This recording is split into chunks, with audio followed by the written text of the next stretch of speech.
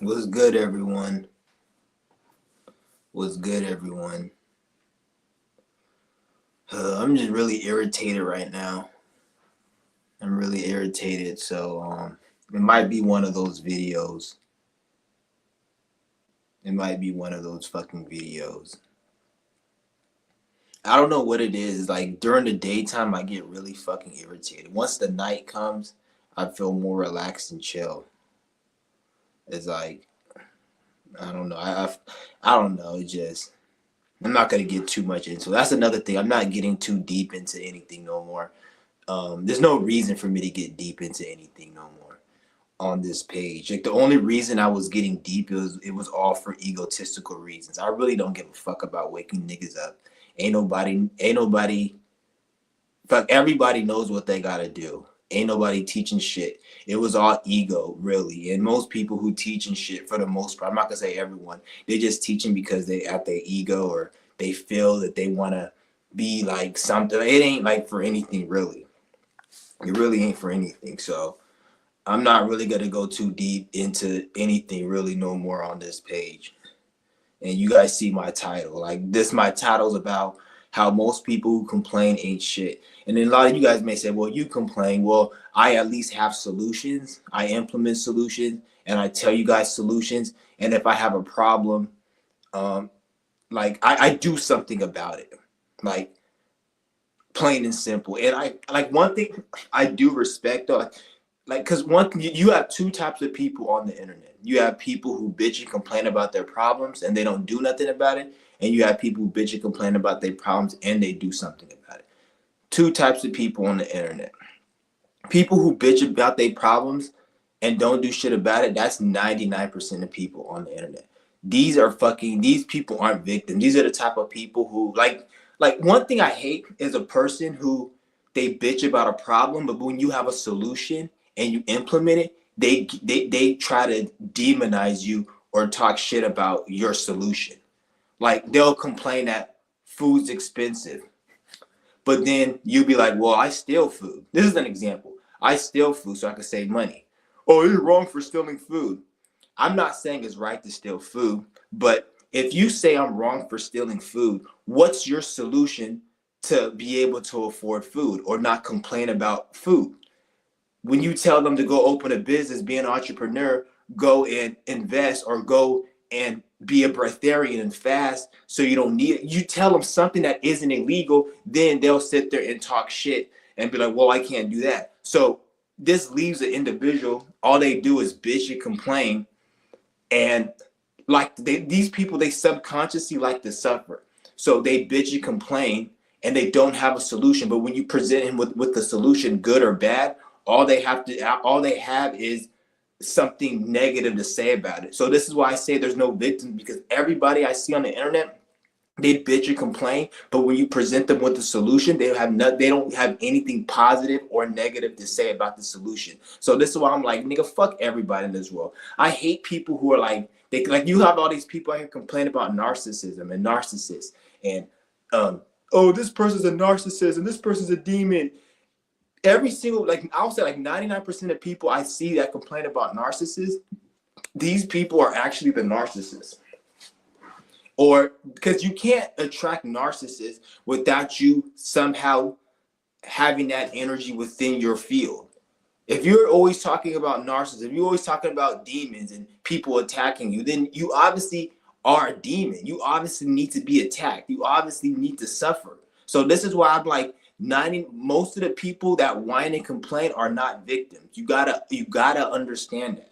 You gotta understand that most people that you see on the internet that whine and complain, they're not victims. You can't present, because every time you present a solution, they'll always have a problem, whether it be a good solution or a bad solution, something that's illegal or legal. They'll always have something to say. So these people deserve to rot in their own fucking mental hell, and they need to be left alone. And to be honest, they need to not even be on the internet, because like they're just misleading people, making people feel sorry for them. And then the people that feel sorry for them, it makes them think that it's some type of problem that's out there. Because I'm not saying there's no problem out there, but if there's a problem out there, why don't we fix the problem? Why don't people fix the problem? Like, if you hate your stupid ass job, then why are you going to work every fucking day?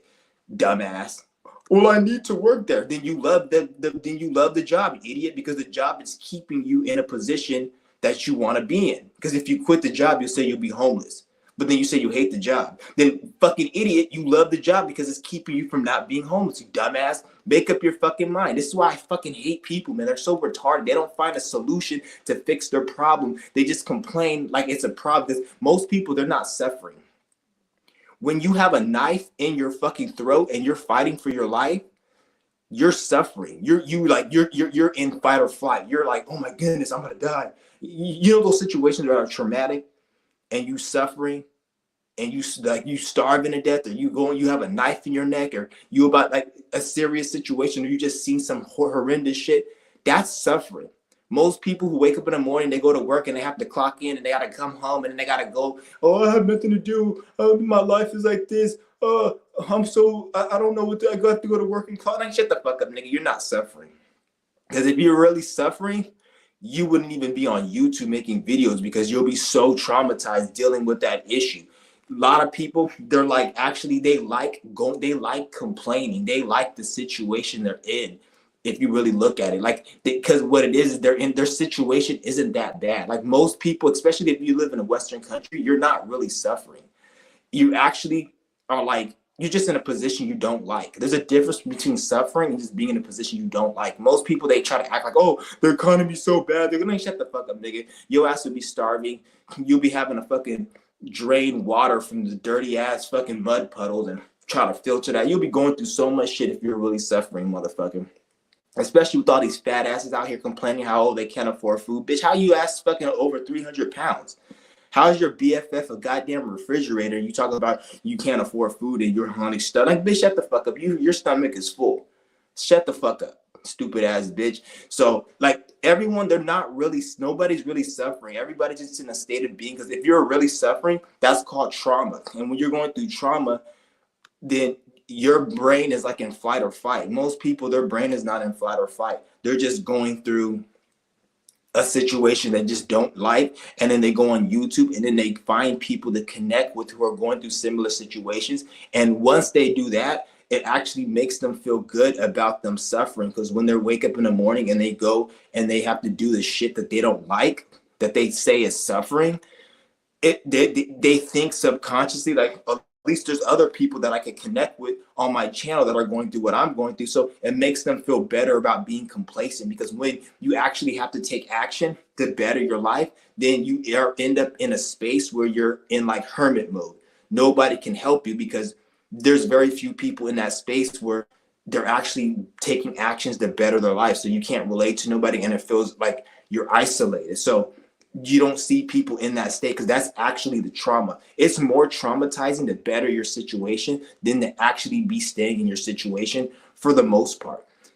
Eventually, if you stay in the same situation, you are going to be traumatized from staying stagnant, but most people haven't reached that stage yet, because if you look at society and how everything is really not even that bad. Like, even when you look at the way the government and shit, when they do shit, they can't make it too bad, because if they make it too bad, people will actually wake up. So there's like a method to how they make this situation. That's why you'll see people complain about inflation and food costs, but then you go out into the real world and then people are still finding a way to survive. It's like, because it's not that bad yet. I'm not saying shit shouldn't change. It should. But if it was really that bad, shit would actually be forced to change, because people only change through like force. So the average person. So you got to always keep that in mind when you're like seeing these bitch ass niggas out here complaining and bitching. You got to always keep that in mind. Hold on. I got to wipe my ass real quick because I just took a shit. But like, you got to, like, it's just crazy, man. I'm telling you. This is why I hate motherfucking people.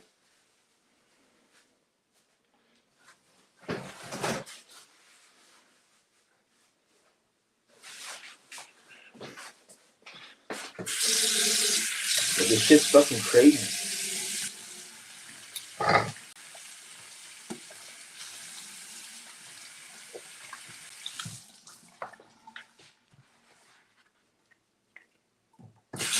Like it's crazy, man. Like I'm done with that's I'm through with YouTube. YouTube's a fucking joke now.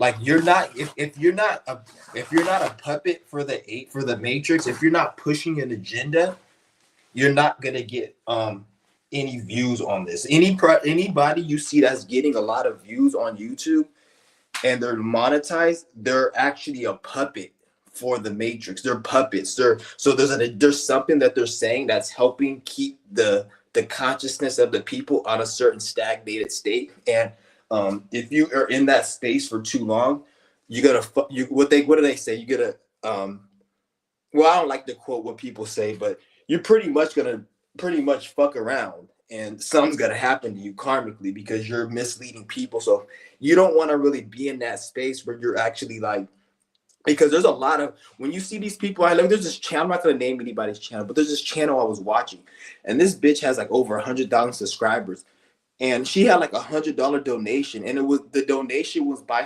it was like some white dude. It was a black bitch, a black like these those black magic tarot bitches. It was like one of those channels, and it was some Jewish name, and it was like $100 donation. It was by some white dude, and I'm like, why is this dude of this demographic watching this channel? It's hella weird, and it made me realize that like a lot of these donations and a lot of these views, they're not real. Like, have you ever like been on YouTube and you'll see somebody's channel or you'll see a news article and they'll say this YouTuber got arrested, and then when you look up the YouTuber's name, you look him up on YouTube, like I never heard of this guy, and he have like 3 million subscribers, and you'd be like, how does this person have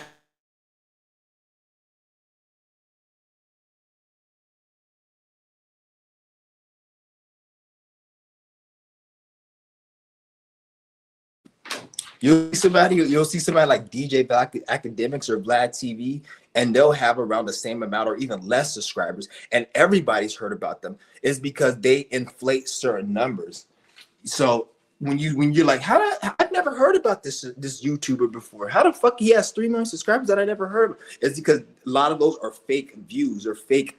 They're not real views because they have to inflate the numbers so they can create a certain image on fucking YouTube or whatever the fuck you want to call it. So this is how you can differentiate like what's a fake view or what's not. Because like, and then when you look at their content, they only have a few hundred videos and they're not talking about nothing. Everything they're talking about is like, okay, why is my internet fucking up? Everything that they're talking about is just some fucking stupid ass program, dumbass shit. And it's like, what the fuck? Like, how are they getting this many views? And then when you look at their comment section, you'll notice that a lot of their comments, they're very like one dimensional, like good job, and like that's a fake channel, fake view. So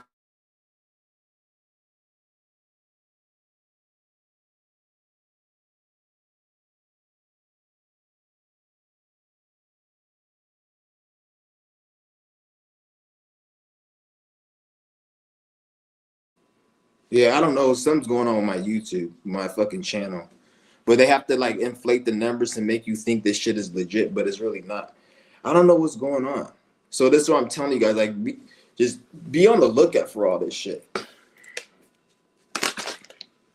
Hold on. This is my fucking matcha tea. This shit's nasty as fuck, but it cleanses you, so that's why I'm drinking this shit. That's why I know I have to be breatharian because I hate healthy food. Like people are like, oh, you gotta eat healthy, Like I fucking hate healthy food. That shit tastes like shit. That's why it just make like I like to just simplify it and just be breatharian. Just make it easy because like everyone's all tell, oh, eat this smoothie, eat this, drink this, and mix this, and like because I'm trying to be a liquidarian, and the dude's telling me to drink fucking like green smoothie and shit and mix this and mix this herb. I'm like, all that shit is nasty, nigga. Like all I want to do is just eat apples, oranges, and just juice it. But then they're trying to make it look like, oh, you need other nutrients, and I'm like, fuck all that stupid ass shit. I'm just drinking apple juice, orange juice, pineapple juice, obviously real, like grounded from the real fruit. But all that other shit's nasty as fuck. But this matcha shit though is good. It ain't even really nasty, but it's actually good because like I can feel the difference. Like when I'm not doing my fast, I drink this shit. And it's the organic one, the good one. Cause don't get that cheap ass shit you get at fucking Target or Walmart. This shit I got from like the Whole Food store, and it was like the organic one. This shit was like 20. I didn't pay for it. It was like 20 something fucking pack. I'll show you guys the pack right now. Hold on, let me get it. But yeah, this is the pack right here.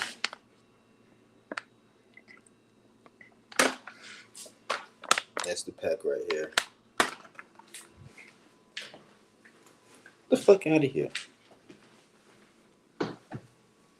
Ah, man. But this is gonna be like a fucking Q&A video, pretty much. I'm not really good. Like I said, I'm not going deep at all anymore. I'm not going deep at all. I'm done with it. I'm not going deep. So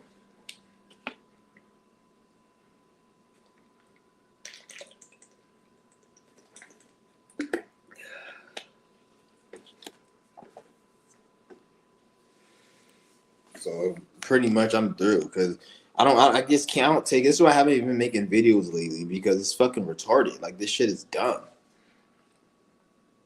I'm gonna just start putting my energy on here, like, and I'm like, at the end, another thing is like a lot of this shit is monitored by agents. Like a lot of agents, they like watch videos, like a lot, like because like one thing about me is like I get a lot of like information and synchronicities and shit.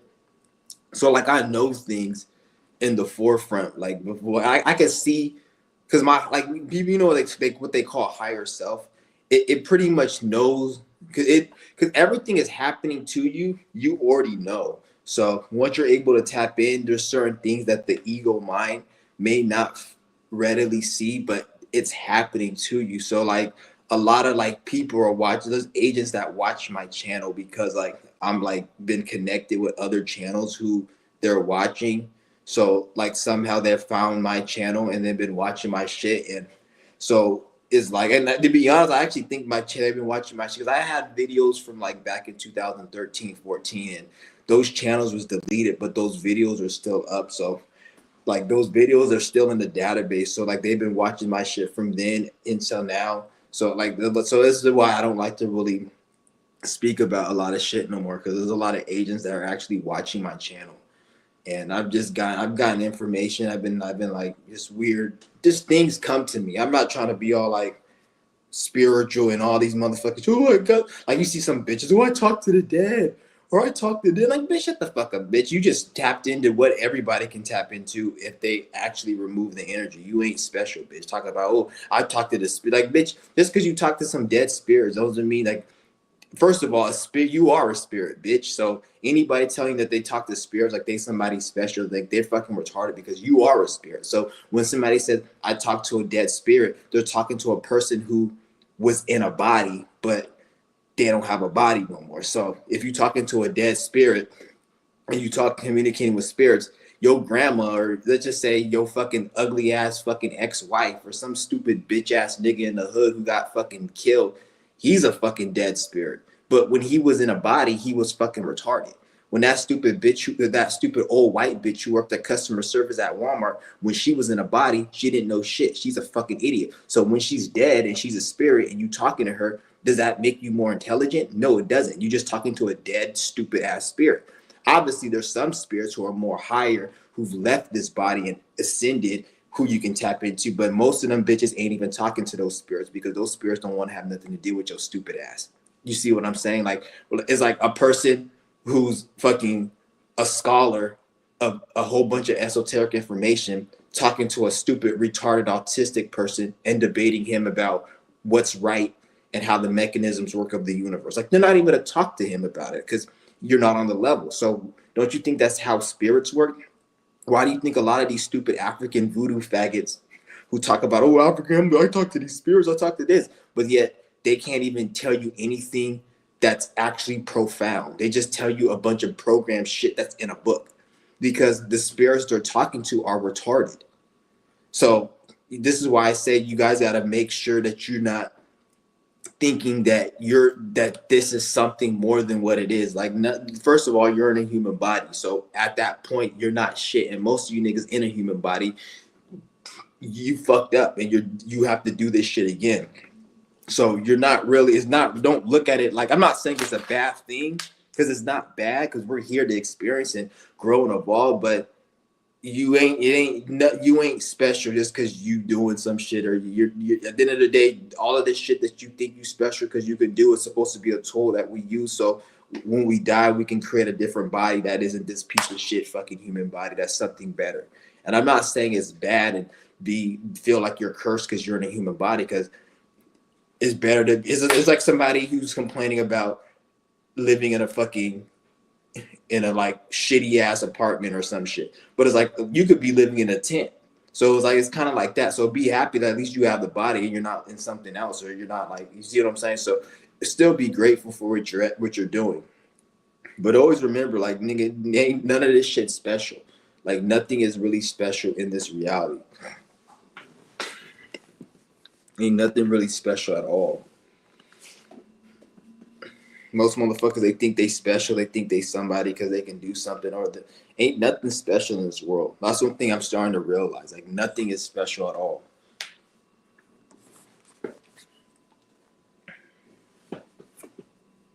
Those people that think they special, they really not. Like, it's just fucking hilarious.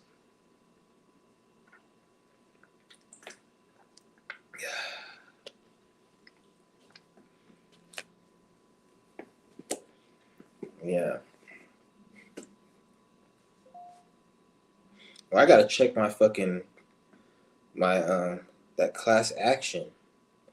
I just did a class action. I guess like for people who sell on eBay. I guess like I'm gonna get some money or some shit. I don't know. I have to go and check that shit out. Somebody just sent me an email. That's what made me remember. But yeah, guys, I'm gonna drop the link if anybody wants to join.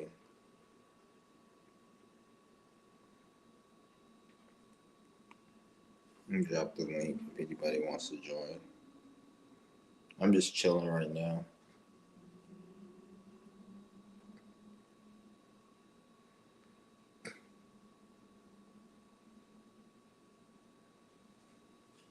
There's the link. If anybody wants to join, just chilling right now.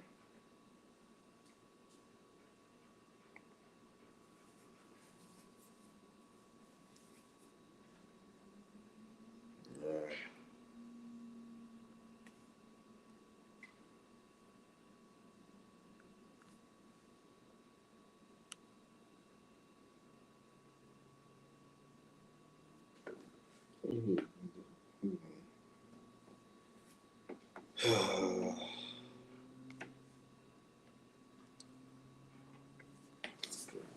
Hold on, I'll be right back.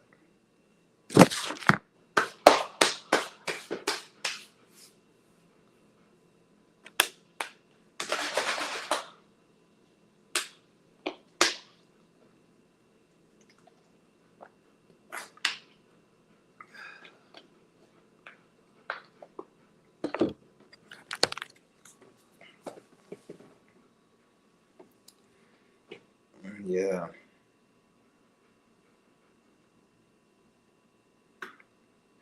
Yeah, I'm through though with this shit though. I'm not even putting my energy onto YouTube no more.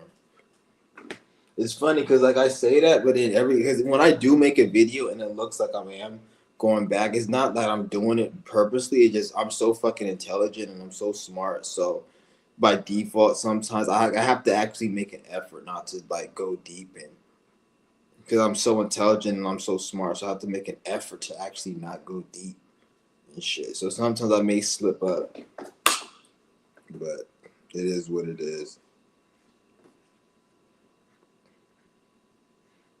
Yeah.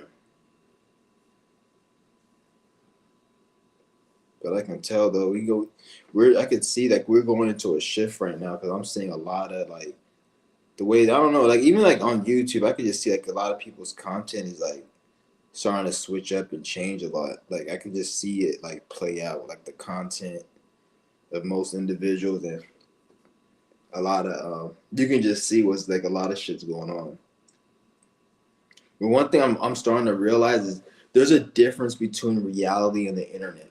The more I actually, because when you go on the internet, like I'm gonna give you guys an example. Like you'll see like a movie or a video game, and you'll go on the internet and you'll see people say, "This movie sucks. This game sucks."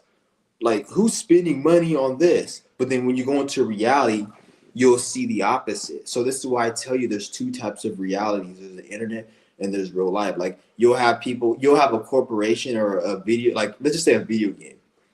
And then people on the internet will be reviewing the game saying this game sucks or this movie sucks.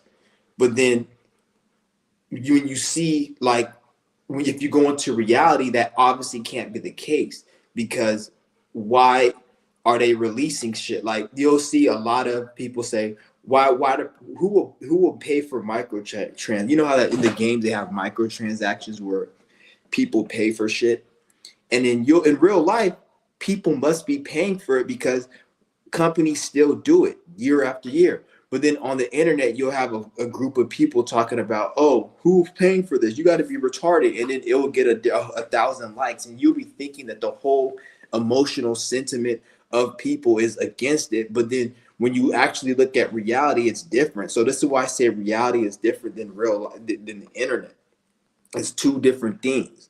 Because in the internet, the likes will get you tricked into thinking that people have a sentiment about something. Like somebody will say, this thing sucks, and it will get 10,000 likes. But then you be thinking that most people think like that. And most of the time, that is not the case. Very few. You may think it is because you caught up in likes. But if you go into reality, it's different. Like you'll see somebody cooking. Like I seen this one, but she was cooking on a stove. And everybody was talking about how her stove is dirty.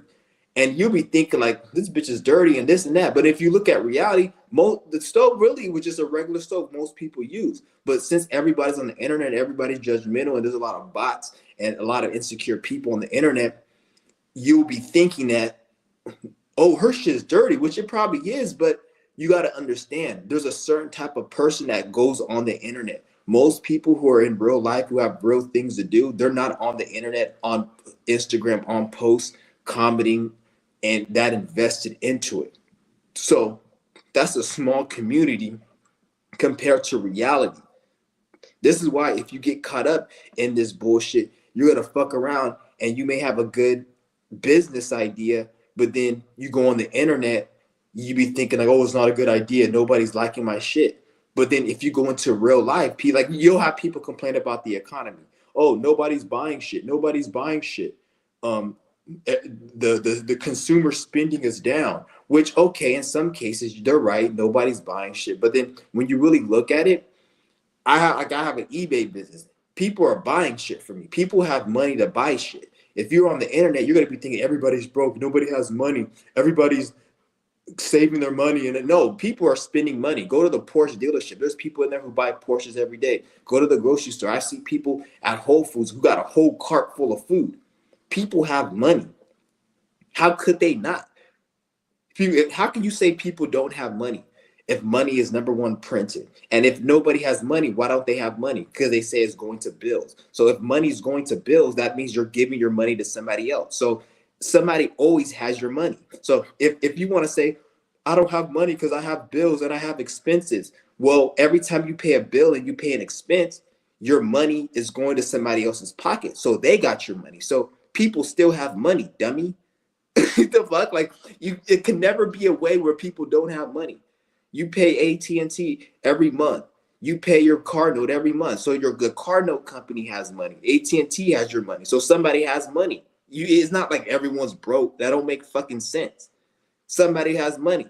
And those people who have the money, they invest it and they put it back into the system, and it translates. So when you go into reality, this is why when you go into the internet, you'll have a whole bunch of YouTube videos say, oh, nobody has money. Nobody has money.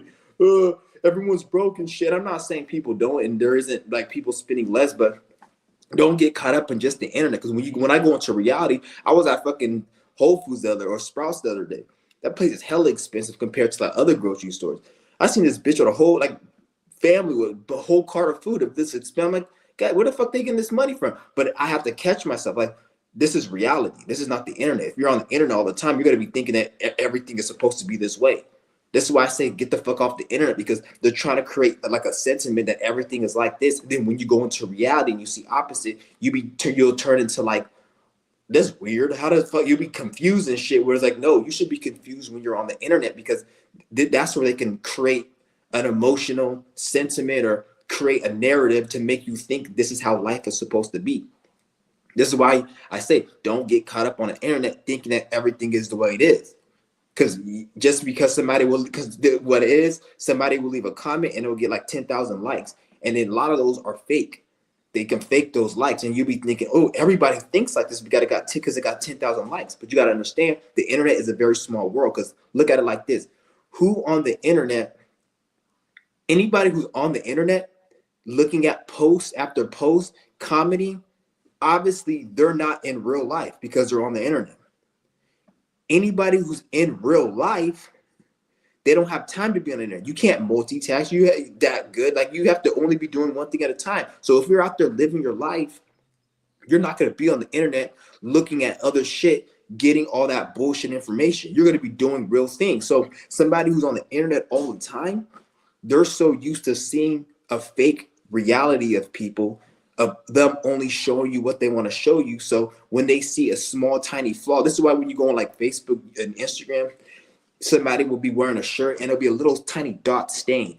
And it'll be like $100,000 designer suit, and it'll be a little stain. And you'll have everybody, oh, look at the stain. They're broke. They can afford $1,000 suit, but they can't afford some Tide dish detergent to wash their suit off. They're broke. And they'll critique the smallest thing.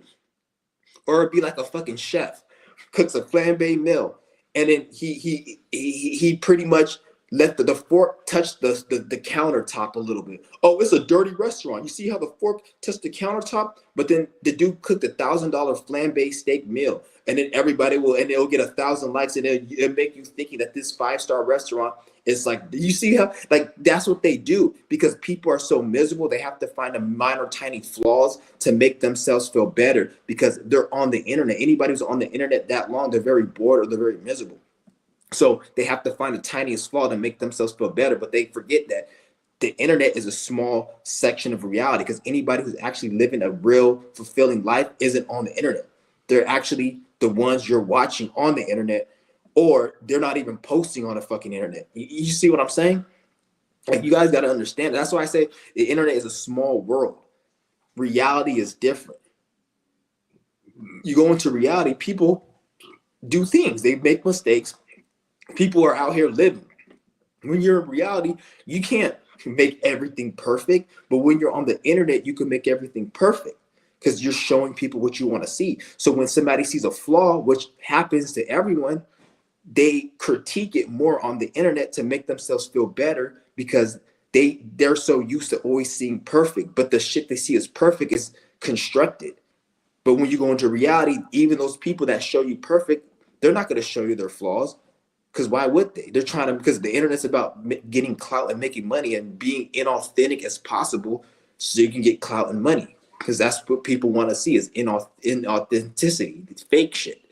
So like, they have to make everything perfect. So when you're on the internet, you're used to seeing everything perfect. When somebody makes a flaw, you want to demonize it. But yet again, they don't demonize their own life. When they don't demonize their own unperfect life. Because first of all, for you to even be on the internet, you have to be like, you're not perfect, bitch. You fucking work at a shitty ass job. You come home and on your lunch break, you watch Instagram, fucking TikTok videos.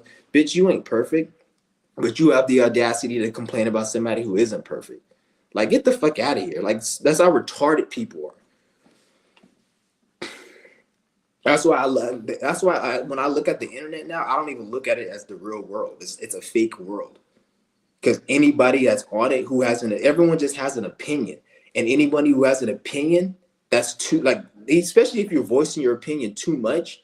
Like, if you have your own channel on your YouTube and you're saying your own shit, then, and even then, I don't even want to say that, because some people don't even need to be on YouTube. Like, I be watching YouTube videos so much, and low key, it makes me kind of think like they need to take away free speech.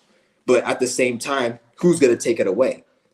The only people that have that power to take it away will be the government, and they don't need to be taken. They don't even need to exist. Like, they don't have shit to offer. So it's like, but sometimes I'll be thinking like people need to actually wake up, like the real spiritual people, and create a system where there is no free speech. Because to be honest, there shouldn't be free speech, but free speech should not be taken away by the government.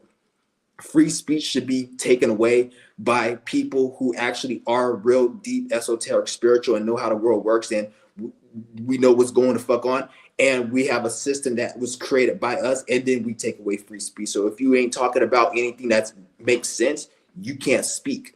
So anybody says, "Oh, we need free," no, we don't need free speech. But like I said, me saying that, the government doesn't need to be the one to take away free speech, because the government doesn't have shit to offer anybody. The government doesn't do shit but just steal and live off the backs of the people.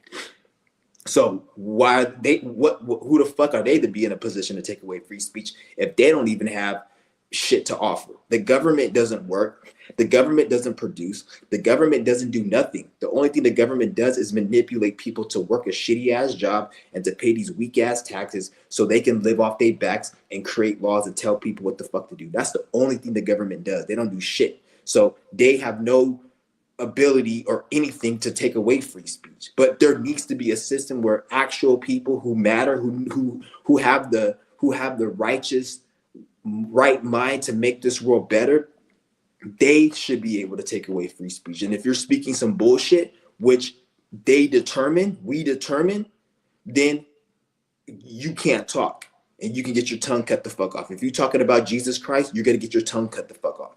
If you talk about Allah, you're going to get your tongue cut the fuck up. You got to shut the fuck up. You don't get free speech. If you're talking too much about designer clothes and material items, tongue cut the fuck off. You can't speak. That there needs to be that. So I am against free speech. I'll make that clear. I'm against free speech. You can't talk, because you look at what the fuck we got. We got DJ Academics, fucking whack, fucking 100, faggot ass, bald headed ass, coon ass nigger. You got all these. I can go on and on all day. Infinite Waters, that fucking prostitute looking brothel bitch, Teal Swan. I go all day about these disgusting ass goddamn goblins that I see on my feed on a daily basis. Like, we don't need free speech. All these goddamn TFL, incel faggots, and ooh, this woman, she done. Shut the fuck up with your complaining bitch ass nigga. I swear, like, you making niggas look bad. Oh, this woman doesn't like me. This woman, shut the fuck up. Your stupid ass complain like a little bitch, and they're gonna slap the fuck out of you, nigga. Like, I hate motherfuckers like that. Like, I'll be the first. No, don't come around me with that victim. Oh, I can't get. I'll be the first one to tell you. Yeah, you're right. Kill yourself. You're a fucking loser. Nobody likes you. I don't like you. Yo, nobody likes me. Everyone thinks I'm this and that. Nobody can. Yeah, you're right. You're a piece of shit. You need to kill yourself. I don't fucking like you. Leave this reality in a fucking casket, you piece of shit, and make it self-inflicted. Like, do that. Like, I literally will be the one to tell somebody that. Like, I will tell you that. Like, don't come around with that fucking bullshit ass complaining energy. I fucking hate that shit so goddamn much. Like, I fucking hate that shit. Making, like, they talk, oh, us men ain't us men, bitch. Speak for you. I hate when they keep talking about this us men, nigga. You're making niggas look bad. You're making niggas look bad. It's not us men. It's you, bitch. Like, women don't go through fucking problems. You know how many bitches I see that go through issues and have the same complaints? That's how stupid these niggas are. It's a program. If you're black, if you're white, if you're Mexican, if you're Chinese, if you're male, female, faggot, whatever the fuck you are, they have a program to make you think that you're the victim. It's a victim program. So even if you're white, I literally heard a white dude say they're against white men who are straight, who believe in Trump, and they're trying to eliminate us. I heard a white dude say that. When I heard that, I'm like, okay, this is fucking getting ridiculous. Like, you're now a white dude that's a male is complaining. Shut the fuck up, dude. Like, you just don't know how to take responsibility in your life, you fucking idiot, and you're a fucking failure. You didn't use your whiteness to your capacity, and now, since you're white and you're not a successful person like a white person should be, based upon all the privileges you think they got, you want to complain that they're against. Is this a victim program? So at that point, you should get into your feeble mind that maybe it's not because you're black, white, male, female, whatever. It's maybe because you're just a stupid, dumbass person. Your mind is fucked up. That's what it is. And anybody of any gender can have their mind fucked up. Last time I checked, every race, every gender I seen, they were struggling, they were complaining, they were bitching and went through some shit. This bitch I seen on my feed fucking was a drug addict. She lost her fucking leg. And some white bitch. I'm like, you see what I'm saying? Like, I thought white people were supposed to be, or females are supposed to be, everything comes easy to them. But yet you got these stupid niggas who say this dumbass shit and they don't even understand. Like, you don't see a female working at these shitty ass jobs out here complaining how they don't fucking, like, how they can't get no man, and the only reason the only type of men that they want is for sex, and they can't find no wife. Like, bitch, go and look in reality, you stupid fuck. I'm gonna read some of these comments. I hate these complaining sons of bitches. I swear, they piss me off. Some content creators have been falling on an ego when they get some subs, even spiritually aware one. Ain't nobody spiritually aware. That's the thing. We gotta stop saying spiritual community. There's only like 2 or 3 channels on YouTube that are actually what you call spirituality. I wouldn't even call them, like, to be honest, I am spiritual, but I don't even speak spiritual. I speak common sense on my channel. Most of the shit I speak is common sense on my channel. And I'm not saying I'm not spiritual. I am, but even like the videos I've been releasing lately, that's common sense. I wouldn't even categorize that as like really spiritual per se, because like there's a difference between common sense and actually spirituality. There's only like 2 or 3 channels that actively talk on spirituality on a regular basis. I talk on it sometimes, but I'm trying to stay back from that, because I realize that's not what people really, I don't want to say that's not what people need, but most people really, they just need common sense. And it's like, you need to teach somebody how to wipe their own ass. People can't wipe their own ass. And I'm talking metaphysically. People can't wipe their own ass. So they don't need no spiritual information if they can't even wipe their own ass, because if you can't wipe your own ass, how are you going to even do anything spiritual? So most people haven't even got to the stage of wiping their own ass. So this is why I say most channels aren't spiritual, because if they were spiritual, then people would know how to wipe their own ass and would be spiritual. Nobody's spiritual on this fucking shit. There's only like about a few channels that are actually spiritual on the internet. Everybody else is just dogma and religion. When you see a lot of these people that you think is spiritual, like these Black Magic 363 and all, that's not spiritual. That's dogma. That's religion. That's a bunch of niggers talking about what they think is cool and what they think is true based upon what some white man wrote in a book, whether it be an occult book. Oh, I don't read the Bible. I read Aleister Crowley. Still a fucking cracker that wrote the book, you dumb nigger. So, like, oh, I don't read the Bible. I read the Encyclopedia of Spirits. Bitch, are you fucking retarded? Like, bitch, you're a spirit, bitch. Are you in that encyclopedia, you stupid ass nigga? You got to go read an encyclopedia of a bunch of goddamn spirits some cracker made up. Bitch, there's infinite spirit. You can make up your own spirit, bitch. Like, you're a spirit, you stupid dumbass. You're going to go get a book from fucking Barnes & Noble, Encyclopedia of Spirits. All those spirits are a bunch of stupid ass Indian spirits and all these chink ass Chinese and bullshit African spirits that a bunch of fucking victimized niggers made when they were getting their ass whipped by this fucking white man. That's all it is, motherfucker. Why don't you create your own spirit? Bitch, you are a spirit. That's what I'm telling you. You guys got to wake the fuck up for what's going on. Ain't nobody really spiritual on this shit. And then they get subs, and that's how they get, because that's what the subs and the likes buttons is like. It's a weapon, because what they do is the motherfuckers who run this algorithm, if they want somebody to be up in their ego and feel some type of way or to talk a certain way, they just keep the numbers up. They keep their views and their subs up. They send them fake ass donations. Like I was saying, there's this one bitch. I'm not gonna name this bitch's channel because I'm not giving her no shout out. And it was some white. It was a. She got $100 donation, and it was a $10 donation, and it was a picture of a white dude, and his last name it was like a Jewish last name, and I'm like, that's kind of weird. How is this black bitch talking about African spirituality, and she has a white person? Not only a white person, but the nigga had a Jewish last name that ended in like Whine or Steen or some shit. Like, why are you donating on a black bitch's page? Like, if I'm talking like I'm talking, and I seen a person who I thought was Jewish and they had a Jewish last name, I don't care if you send me $100, I'm blocking your ass. I'm gonna take that money and I'm gonna block you. or I probably won't even block you because you may see me some more money, but I'm just gonna fucking I'm gonna let you stay because you gotta, maybe you might see me some more money, but I'm not giving you no shout out. You can send me a super chat with a question. I'm not reading that bitch.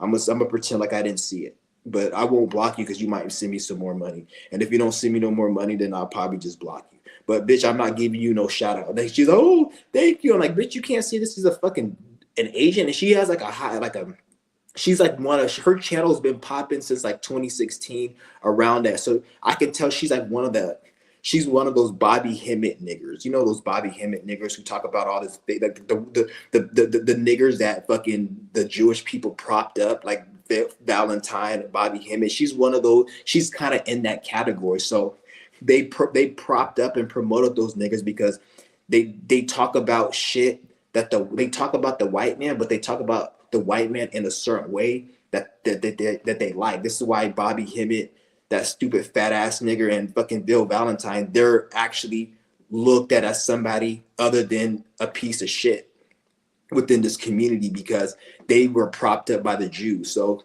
Bobby Hemmett and Phil Valentine, they got their clout from the Jews. That's why Phil Valentine, his stupid old ass, wear a shirt, talk about the earth is flat. And this bitch ass nigga wearing a shirt, talk about XRP.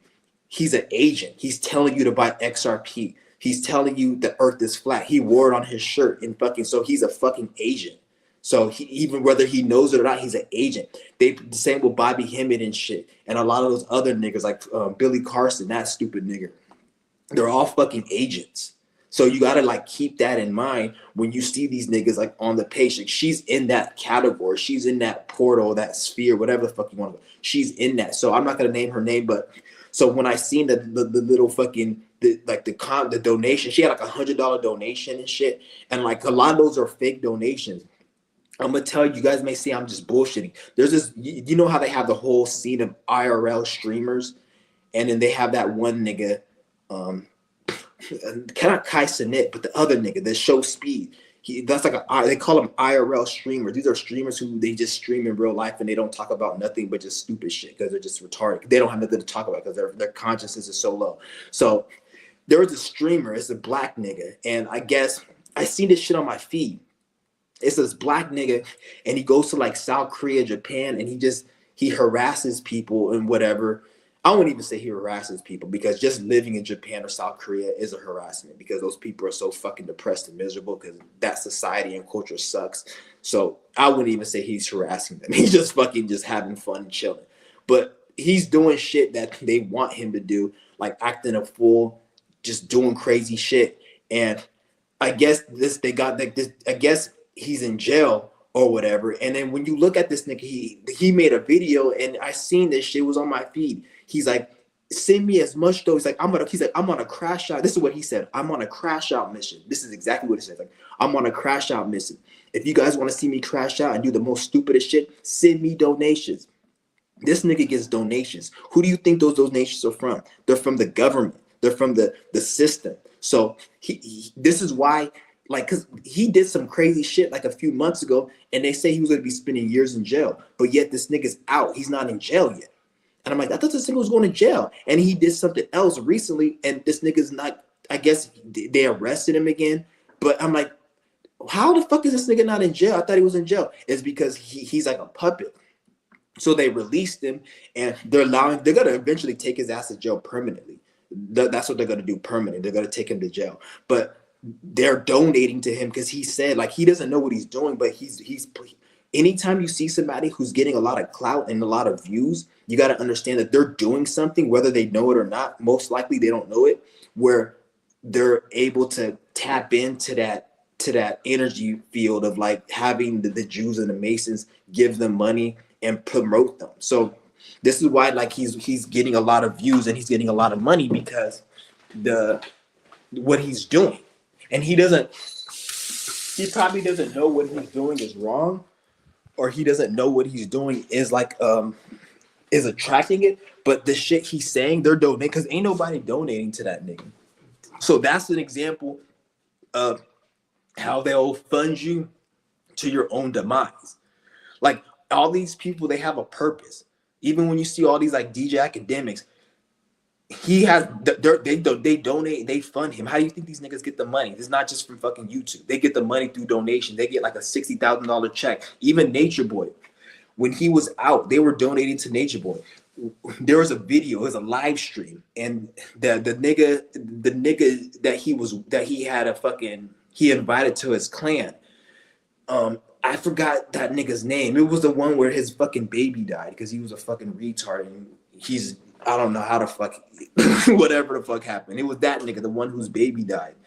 And he said that, remember that time that dude sent us $30,000? We were broke. We were in LA. We didn't have no money. And the dude just sent us 30 grand. And at the time, I was like, the fuck, 30 grand? Like, these niggas, at the time, I didn't know. I was like, these niggas must have been on some, like, manifestation shit or some shit. Or I didn't think anything of it. But then looking back now, I'm like, no, that was a government agent because when they were running low on money, they still needed to be able to do their shenanigans, and they needed to be funded. So the government, because the government knew they were going to take Nature Boy to jail, it was set up. So they gave him 30 grand so they can keep up the shenanigans. This is how Nature Boy was able to at least have that Airbnb every fucking month, and he was able to keep up that charade and keep up that look so he can entice people because they were trying to take him down. The government was donating money to his ass. So this is what they do. They donate money to these people. And these people are smart. They'll play it like smart and shit and get the money and just not even do anything with it. Because sometimes they donate money to certain people and they don't do it.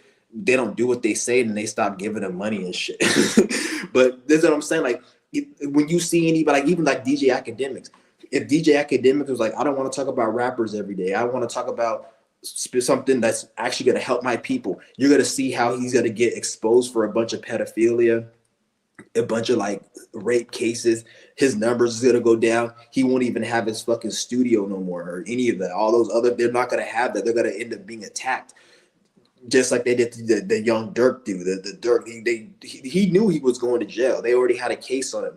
A lot of these rappers that you see, they already have a case. That's why you can't be a famous rapper unless you have an ongoing case or unless you killed somebody and they didn't solve the murder yet. Because a lot of these rappers, they killed somebody. Like any rapper that you see on TV or that's like even the Cardi and all of them, they killed somebody before. And they have people that want them. This is why you think every rapper gets shot or has somebody that's after them, because in order to be a famous rapper, you have to have killed somebody. You have to have shot somebody.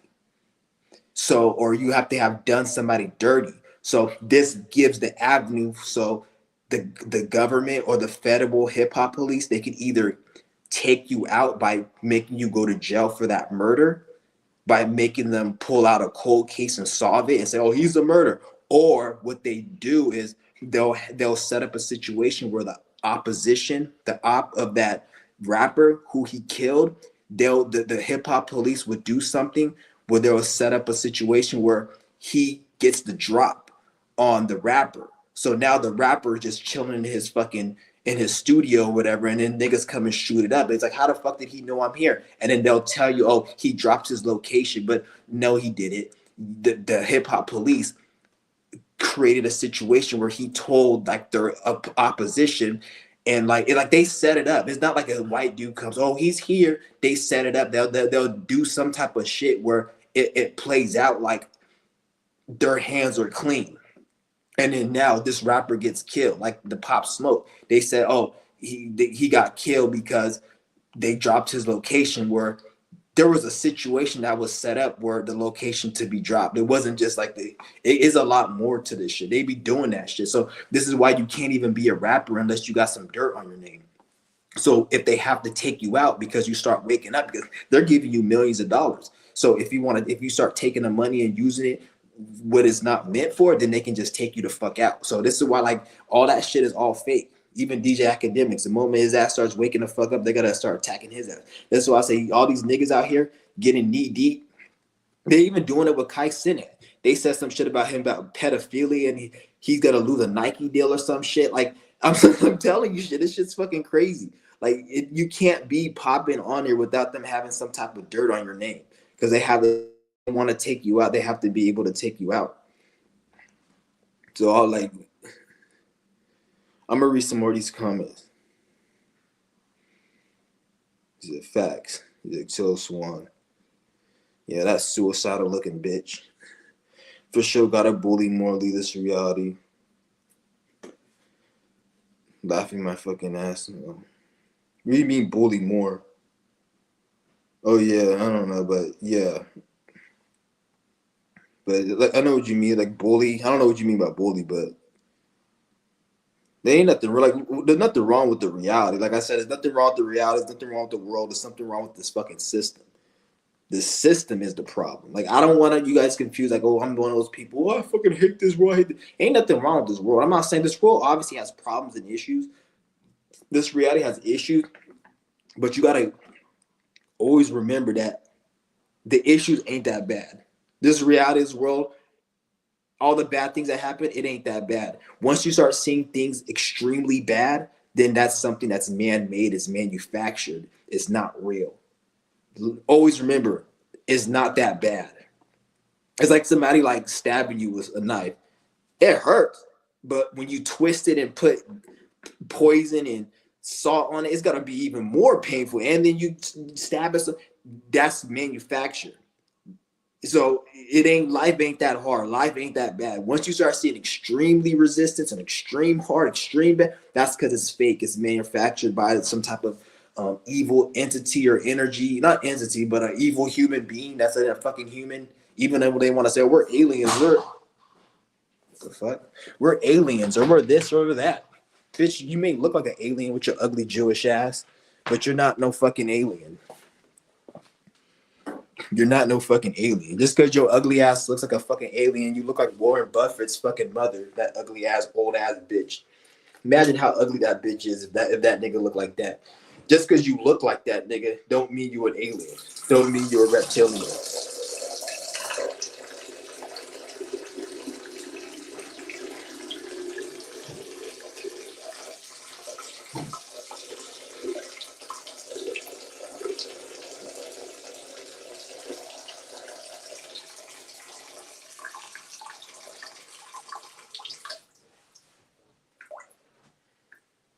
Just because you look like a motherfucking alien don't mean you are one.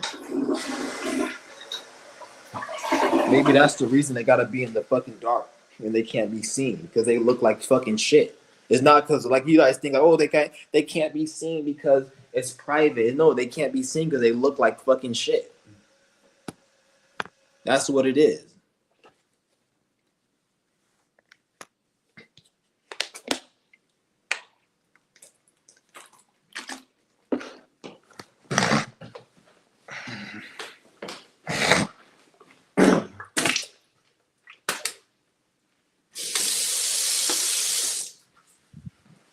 But like I said, guys, this whole internet shit is fucking fake. This is why I don't like. I just told you. You see everything I just told you, niggas. Like this is why I can't take this shit serious because it's like it's all at this point. It's all like a fucking. It's like an operation. It's like a government CIA operation to use social media to get people to think a certain way. It's nothing to do with what you think it is. This is why you can't get views. Why you think you can't get fucking views? Because anybody who's getting a lot of views is promoting a certain agenda. Is working. Is like they're like an agent.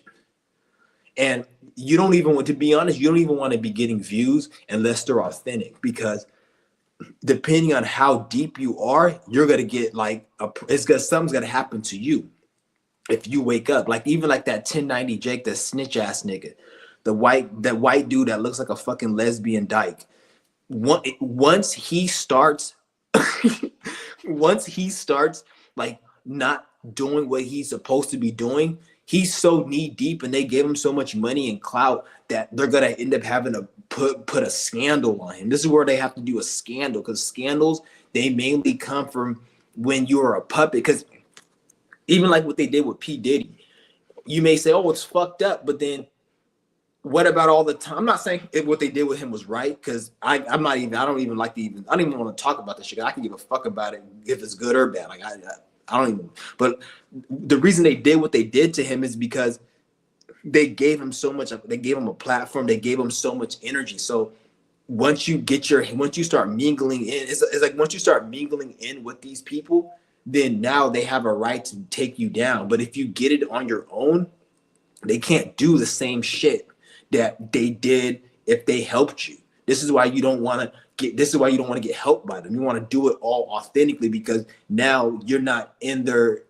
They didn't give you nothing. It's like if somebody gives you some money or they give you something, they're gonna want you to do something for them. Ain't nobody giving you $1 million, clout, all this shit, and a platform for you to just turn and use it against them. You can do it, but they're gonna end up fucking you at. You're fucking your ass up. Even all these fucking these streamers and shit, like these big streamers, they're in that shit too. You're not getting no 1 million views on a live stream, getting flown out to China and doing these fucking streams and all. You're not getting on that, and then you're just, it's good, nigga. It's gonna be bad. You're gonna have to pay for something, nigga. Why you think Shaquille O'Neal, his stupid bald-headed gorilla looking ass, why you think he's always doing, like, I see this nigga Shaquille O'Neal, right? He's always like in every commercial and every fucking like everything. Every time I see this bald-headed ass nigga, he's always doing something, like in a commercial, or he's in doing this, or he's like has this deal, he got this deal, and it's because his ass is fucking, he's an agent. He has to put in work. So the moment he's asked this, like, I don't want to do nothing, I want to retire, I just want to chill, you're gonna start seeing scandals. That's why you don't see no scandals on Shaquille O'Neal. That's why his ass is still alive and Kobe Bryant's dead, because Kobe Bryant probably didn't do the same shit as Shaquille O'Neal. That's why Kobe Bryant had the fate he had. And then Shaquille O'Neal, the reason his ass ain't dead is because his ass is fucking chucking and jiving, and he has to put in work. The moment his ass don't do what the fuck they say, they're not gonna give him no more fucking deals no more. Like Shaquille O'Neal's a fucking agent. He's a coon. I hate that motherfucker. Nigga's a bitch.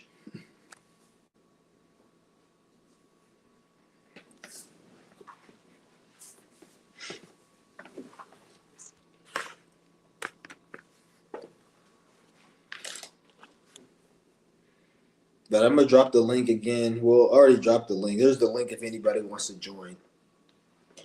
If you got anything you got to say about anything I said in this live stream, if you like it or you don't like it, and yeah, I'm just some batch of tea. This ain't no fucking green ass Gatorade or nothing. I don't drink nothing unhealthy. I don't eat nothing unhealthy. The only thing I've been eating last fucking few, ever since I moved out here, I moved down here. I have nothing. Only thing I've been eating was probably Nigerian food, because that's the only thing I had a taste. I don't have a taste for nothing. That's the only thing I have a taste for. I've been doing my fast and just eating that shit. I can't eat anything else. Everything else is disgusting. I don't know. I don't trust the food out here for some reason. So I'm glad I moved out here because like it's a lot more calmer out here and less distractions. Any complaint that I do have out here is not even really a problem. It's actually helping me in a way.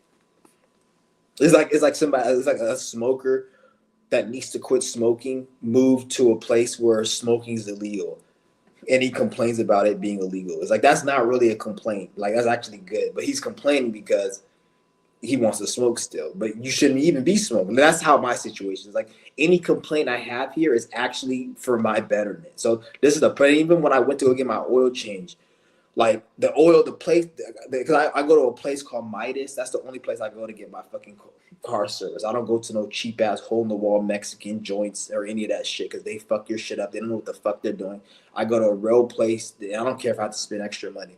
So like the place was down the street and everything. They fixed my shit hella cheaper out there. They would have charged me like $67 for the service I got. I only paid actually for the oil change. They would have charged me like $60 some. I got an oil change and I had to put an air filter in my car, and they only charged me fucking $55 for both of that shit. If it was just the oil change, it would have been like $30 some. Like it's hella cheap out here. So that's why I'm hella glad that like this shit was hella cheap. But I can kind of see why it is kind of cheap out here because the one thing I realized is that I don't know if this is what it is, but like, well, I don't even want to get into that. I don't want to speak on that shit.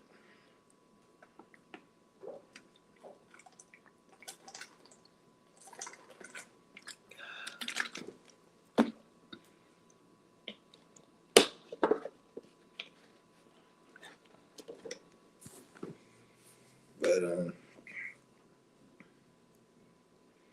yeah, and again, a lot of you guys may say, "Oh, you're complaining, you're whining on this video." Even if I am whining and complaining, who the fuck said I can't whine and complain?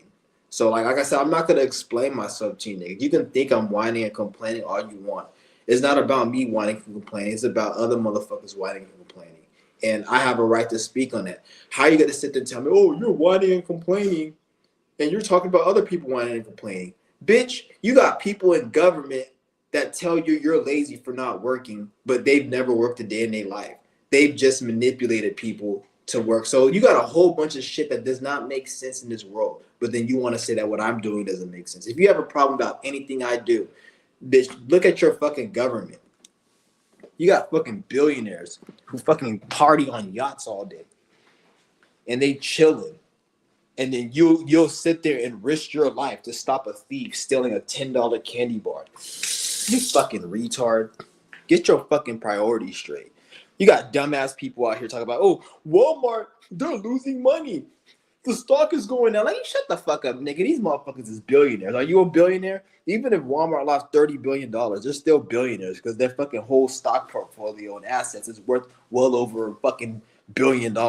Yet you got dumbasses out here. Oh, we're making a stand. Nobody's shopping at Walmart. And like, shut the fuck up, motherfucker. These motherfuckers still got money, you stupid ass nigga. Everyone, oh, America's going broke. The city of California is going broke, or New York is going broke, or how the fuck are they going broke, you fucking retard? All the money that you make from your job is going out of your bank account as soon as it hits. So that money's going into somebody's pocket. Ain't nobody going broke but your stupid ass, dummy. they got the people like, and then you'll have something to say about me, but then you'll see so much corruption and lies on the internet. But then they'll say, oh, what I'm saying is wrong. Or we're like, get the fuck out of here. That's why I don't even have, like, fucking dumb. That's why they have to have the news and make you think the world is some type of way because you're too fucking stupid to realize that's not even the case, dummy. They have to make a news article telling you consumer spending is down and people are going broke. Which I'm not going to say people aren't going broke, but at the end of the fucking day, nigga, the world's still going the way it is. Go outside, nigga. The world's still going the way it is. They're still building a building. They're still building fucking construction. There's shit still being built, motherfucker. And if people are going broke, like I said, then where are all the money that hits your bank account that has to leave because you have all these bills and expenses, which that's what you're saying. That's not coming out of my mouth. It's coming to your mouth. Every time you get your paycheck, you have to pay these bills. So that means your money is going into somebody else's bank account. Every time you pay a bill, somebody else's pockets is getting fatter. Every time they build construction, somebody's getting paid for it. Every time money is spent, somebody's getting richer. So how can anybody truly be broke? Fucking dumbass people. If they say, oh, we have to spend taxes to build the roads, so we don't have any tax money to build schools or to build whatever, even though that's all bullshit. They don't use tax money to do that. Let's just say that they do. That means whoever built those roads, somebody got richer. So that money's still in the system. So how can there be anybody broken? Money is a fake ass man-made thing. Like, does a squirrel say we don't have any more nuts? Does a squirrel does it run out of a place to live? A wild animal, they always have somewhere to lay and rest their head. They don't say, oh, there's a real estate shortage of fucking for bears, and now we have to be out in the cold during hibernation because there's no real estate for bears. They don't fucking, bears don't even go through that shit. But somehow you got stupid human beings that somehow like if an animal is still able to eat, sleep, and live and not have to worry about a shortage of something, why is a human being? And when I was traveling, when I drove I went on a flight, not a flight, but when I drove like 2,000 miles from where I was at to where I'm at now, a few weeks ago, the amount of land and space that I seen, and when I was looking at the land and space, nearly every area was closed off. Like if you're driving down the freeway, you see this empty space. and then you'll see a fence along the line of the freeway. That's because that's a private field. So somebody owns it. Most likely the government owns it. And if you were to set up shop there and one of the highway patrols see you, they would, or they have their helicopters that they go and look around the field, they will probably like tell you you got to leave. This is private property and it's good. Even when you go to Africa, there was a documentary I seen years ago. He was in the middle of like Uganda, or you know how Africa is huge as fuck and there's so much wildlife. The guy says there's corporations from Western countries that come to Africa and they buy up thousands of hectares of land, just wild land, like wild safari land that animals and no, they buy it. So that shit's not like that's owned by a corporation. So even if you took a tent and went into the safari, if they found out you were there somehow, and I'm sure they have helicopters that go over to make sure nobody's there, they're gonna tell you to leave because that's private property. So if there's, you got to understand, all like 1 billion people can fit into the state of like Rhode Island, and still there's enough land for everybody to have their own mansion and shit. Like I think it was something like that. Like there's so much land, there's so much. This is Rhode Island. So imagine Texas, California, Alaska.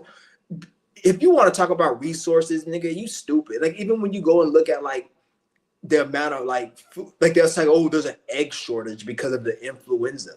But then if there's an egg shortage, that doesn't make sense because and then they say that's why the prices have to go up. But then if you think about it like this, if we have to raise the prices to $100 per egg or like $20 per dozen egg, nobody's gonna buy the eggs because it's too expensive. So if nobody buys the egg, wouldn't that make the shortage less? Because they're going to end up throwing away eggs. Because you know how much food they throw away every day because it doesn't get bought. So there can be really no food shortage that isn't fake and manufactured. Because what about all the food you throw away every day? Because food gets thrown away every day. And most of the reason it gets thrown away because it's like it's overpriced. So it stays on the shelf longer because nobody's buying it. So if it stays on, so there's no food shortage. It's almost an egg shortage. Everyone's buying all the eggs, but what about all the places where nobody's buying the eggs because they can't afford it? Like, so therefore, if you want to say there's a shortage, it's a manufactured fake shortage. It is a shortage, don't get me wrong, but it's due to man-made manufactured shit. It's not due to like an actual shortage of shit. Because believe me, if there was a shortage, and there could be a shortage, because sometimes nature could just be like, we ain't fucking with you niggas, we're gonna just dry up this resource, and it could do that. But if it did that, it would be a situation where people are starving and niggas don't have food, and niggas will be acting like like that nigga from Castaway with the beard and the volleyball. Like that's how everybody will be. Like they'll be scrounging for bullshit and eating fucking bugs and dirt. Like if you guys will be able to see it in the reality. You still see this fat ass bitch, her BFF is a refrigerator. You still these fat ass bitch over here. She eats goddamn butter cake every night for breakfast, dinner, and lunch, all in one sitting. Like, bitch, isn't breakfast supposed to be in the morning? And how are you eating breakfast, dinner, and lunch and it's butter cake? Like, you see that bitch every day in your reality, so you know there ain't no fucking food shortage. Get the fuck out of here. So it's all fake. Like, how is America getting fat? Like. How does an obese person exist if there's a shortage of food or there's some type of like get the fuck out of here? How does even a lazy person exist if there's any type of shortage of resource? Because for you to even be lazy, there has to be an abundance of resource. Even if you're a homeless person, like you still have abundance because a homeless person still has access to stamps. They still have access to like a civilization that can give them water and they don't have to go out and work. So a person who's homeless in America is actually up and living good compared to like a person who's like in like a civilization, in a society where they got to hunt for their food and shit is like, they got to scrounge for shit and go hunt every day. Because they just got to go to the fucking Taco Bell and get a free water cup and some ice.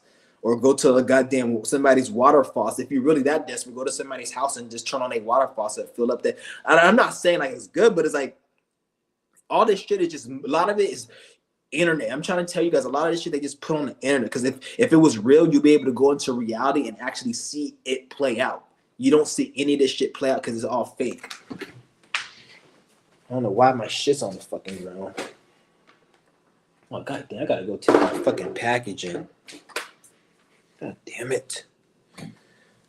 Yeah, hold on, guys. I'm gonna have to. Hold on.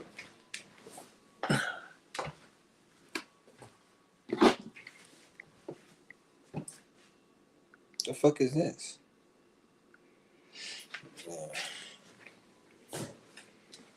So shout out to my nigga Third View. Hold on.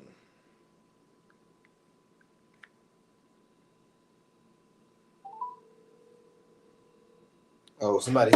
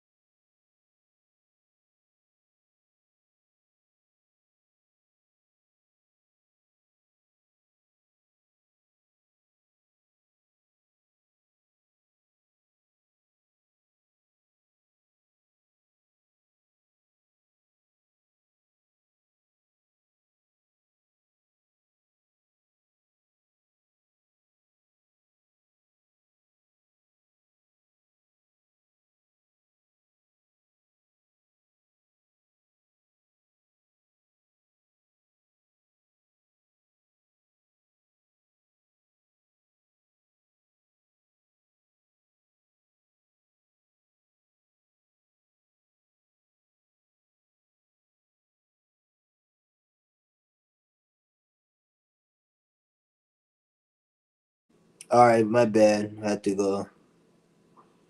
Bryson. Okay, I You thought there hear was a me? troll for a second. Was good with it. I thought you were a troll for Oh, a I'm minute. good. Yeah. Give me a second. I have my camera on in a second here. Oh, okay. Yeah, I thought you were a troll. 'Cause I was like, I haven't seen that name Bryson before, and I didn't see the Yeah. I'm video. the And I third was like, oh view. yeah, I remember. I remember your name is Bryson. So Yeah. So yeah, give me 1 second here. I'm just gonna get everything set up. Because I wanted to join the chat today because you were speaking about a lot of topics that I think I can I can add some some potential value to. So yeah, it was good. How you feeling? yeah, I'm feeling good. I'm chill. I'm sorry, I was just texting somebody. I'm Yeah. chilling right now. I'm all right. I'm good. So you're Just living hanging in in there. Georgia now, right? Yeah, I am. Oh, okay. One thing I did want to recommend for you, since you are in that area, is to go check out the Appalachian Mountains north of you. I play. Okay. I will. I'm gonna do that. Yeah, there's some national forest north of you. I can't think of the name of it. I'll look it up in a second and give you the name. But it's like Chattahoochee National Forest, Mm. it's like something like that. I'll figure out the name and I'll send it to you in the link or in the chat or whatever. I'm gonna go But and do that. That's what's up. And I'll go yeah. live too when I go up there. Okay, sounds good. Because I don't know if you're aware, but the Appalachian Mountains, they're actually the oldest mountain range in the United States. Okay. And so there's a lot of like ancient energy there, and there are like archaeological sites and all kinds of stuff throughout there. And it's like a really mysterious region. And I actually like to go, hiking and camping and stuff in that area. And it's like a good place, to go do some qigong, meditation, yoga, whatever. Mm. Yeah, I'm gonna look into that. Yeah. So that's another thing I am gonna go because one thing I realized when I moved out from California out here is like a lot of places I didn't really get to go when I Okay. was out there, and it made me realize like you wanna do things because you never know when you gotta go when you move. So I'm actually gonna be doing that a lot more, traveling a lot. That's what I've been doing a lot more, just going out doing stuff. I've been doing things Absolutely. around here. There's a nice little park around here, and it's a lot more. It's cool out here. Oh It's where I yeah. need. I feel like it's where I need to be. Just there's a lot of synchronicities, even like the just from like the apartment number. the house. Like there's a lot of things that I can see. Like I'm supposed to be here at this moment. So Absolutely, and I remember in one of your other live streams, you were just talking about how different the energy is down there in the South, and you know the energy down there, it is very slow. It's very slow paced, and I think that maybe that's what you need right now, is just that kind of slow paced life, you know. yeah, it is a lot more Yeah. slower. Like But one thing I wanted to actually talk about, I wanted to talk a little bit about what you were talking about earlier. You were talking like a little bit of basically about the whole myth of overpopulation, how like you said 1 billion people could fit into Rhode Island. Did you say that? yeah, it's something like that. Like it's like a billion Yeah. people that could fit in Rhode Island and have space or Yes. something like And that. I just want to say that I can unequivocally say that that is 100% true. So one of the things that I like to do, I like to spend a lot of time, out in vast nature. And I mean, when you just start traveling and going out into vast wilderness, like I like to go to like the Upper Peninsula of Michigan and all these different places. And, when you go to these vast places and you just see just how much openness and spaciousness Exactly. there is in this world, you're just like, what the hell is everybody fighting over? And Yeah, like like when I it, was going through Arizona and like Phoenix, that's probably like the two blessed places I like when I went through there. It was like the canyons. It was just so much yes, like it's crazy. I'm like, damn, it's like you could just build a house right here and just chill. right, It's like right. people just living in the you just live in the middle of nowhere. I'm And like, people are damn. killing over land, and it's like there's no shortage of land and resources. and Mm-mm. and then the other thing I wanted to talk to you a little bit about are just like resources like food. So what's funny is, so I think I've told you before, I have a mead business that I'm building up, and I have like a little club of people who support me financially with it. They make like like donations and stuff, because I'm working on my licensure and everything. That's and good. See, not to cut you off, but I like how you're doing that, but it's not you're not online. You're doing it in real life. So you got people donating and everything. You're not like doing it Correct. in real life. And this is why like it's a proof right here. Like we're supposed to be doing things in real life. You don't really see Exactly. you see your channel. It may not be the biggest channel, but yet you still getting shit done in real life. So you're Getting getting stuff done. people hope that you don't need this stupid internet shit. Yes, exactly. Well, and not only that, but people every day on my channel tell me how much the things that I say resonate with them, and how it gives them validation to make leaps. And people have actually, there's like this one guy who I know in real life, and he also follows my channel, and he actually hit me up one day and said that one of my videos inspired him to do a huge move that changed his life, and like he left this soul sucking corporate job that was ruining his life, and it was like the best move that he could do. And I actually have a video about how like I left a toxic corporate job, and due to the work that I've been doing on my business, it has enabled me to not have to work my life away. I do have like a part-time, I work 3 days a week, so I have most of my days to myself. And I work a real simple, easy job that works well with me. I work like actually at a grocery store, which is the other reason why I wanted to tell you, talk to you, because you're talking about like how the shortages are artificial, and you're one Yeah, and thousand they percent throw away correct. so It's much food it's every we day. throw away so and donate, and just and like I said, we donate a lot of food to food pantries, and like some of it may be still good by the time it gets to them, whatever. But and like when it's like stuff like meat, we try to freeze it so that it tries to stay good as long as possible. But like, yeah, food is bountiful. It gets thrown out all the time. And even like when I buy my own like fresh produce, so like I love citrus, like. I, I still, as much as I love citrus, I still throw away tons of citrus that just goes bad. Yeah, because it Because goes. You can't eat it enough, fast enough. So you you have to can't eat throw. it fast enough. Exactly. And not only that, but I'm gonna tell you another level of how abundant food is. One of the things that I'm into is foraging. Are you familiar with foraging? Yeah, like getting food from like the ground and The like stuff ground you in can nature. edible. Exactly. So I'm really familiar with that. One of my friends actually got me into it, and I know how to go out into nature and like find like wild onions. I can find the right edible mushrooms, the ones that are not poisonous, and the ones that are medicinal. So like, say for instance, if something happened where this whole thing collapsed and access to pharmaceuticals were tough. Well, I know what to find out in nature that can be rendered into natural substitutes for it. Yeah, And so it's just like they this even world. have ways you can filter dirty water.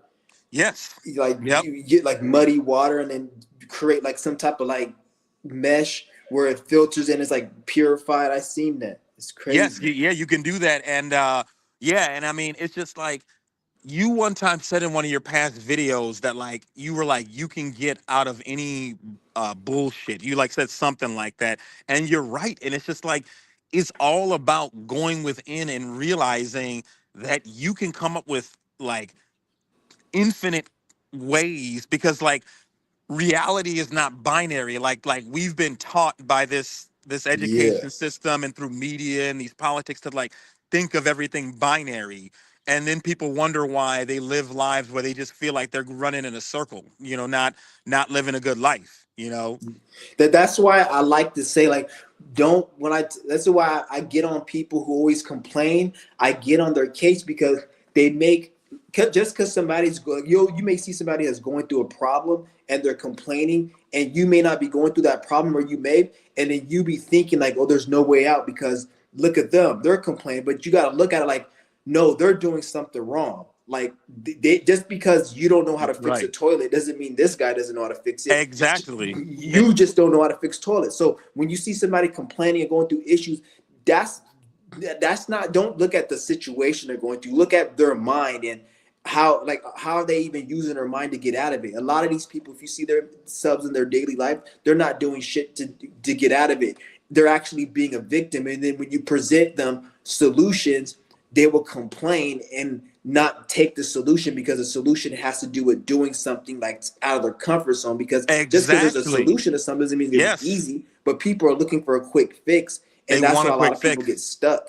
Yes, and well, and I've realized that as I've built up my mead and wine business, is that like I have had to step outside of my comfort zone, and as I've stepped outside of that comfort zone, more and more people have supported me because these people they really enjoy sitting around and drinking the product that I'm producing, and so it's like they see my passion and my love in it, and they see that grind and even that pain of failure because in building up this business, I've had situations where like a batch gets fucked up, and Mm-hmm. like I put all this effort and this work into it, and the thing, I fucked up somehow, and the thing turned into vinegar because I let too much oxygen and bacteria get in there, and and it's just Yeah. like, and I just have to keep learning, and it's just, and I'm realizing that like a lot of the difficulties we experience, it's here to correct you because we I know that my soul created a like a goal and a purpose. Well, I say like the goal is life itself. So I'll tell people don't get too caught up in goals, but like what I came here for, my higher self is little by little goading me there through these little things that I'm facing. You Yeah, know, it's and, that's where I fucked up at because before I was looking at the goal, the destination, and trying to get there, and yeah. thinking like, oh, once I get this, then I can do this. But Exactly, but it's that's ends up being an infinite loop. yeah, and then you end up wasting time, and then you end up it takes you longer to get there. And then when you even get there, you have a whole bunch of other problems that came along. Yeah, Yes. because you're like, well, once I get this goal, then I'll be good, and then I can do this. But then once you But get then the you create goal, something you have a else. whole bunch of other slew of problems that you accumulated because you didn't do it the right way. Now you have to deal with these problems. Whereas if you just Exactly. did everything like you were supposed to, it would have just worked out like synchronistically.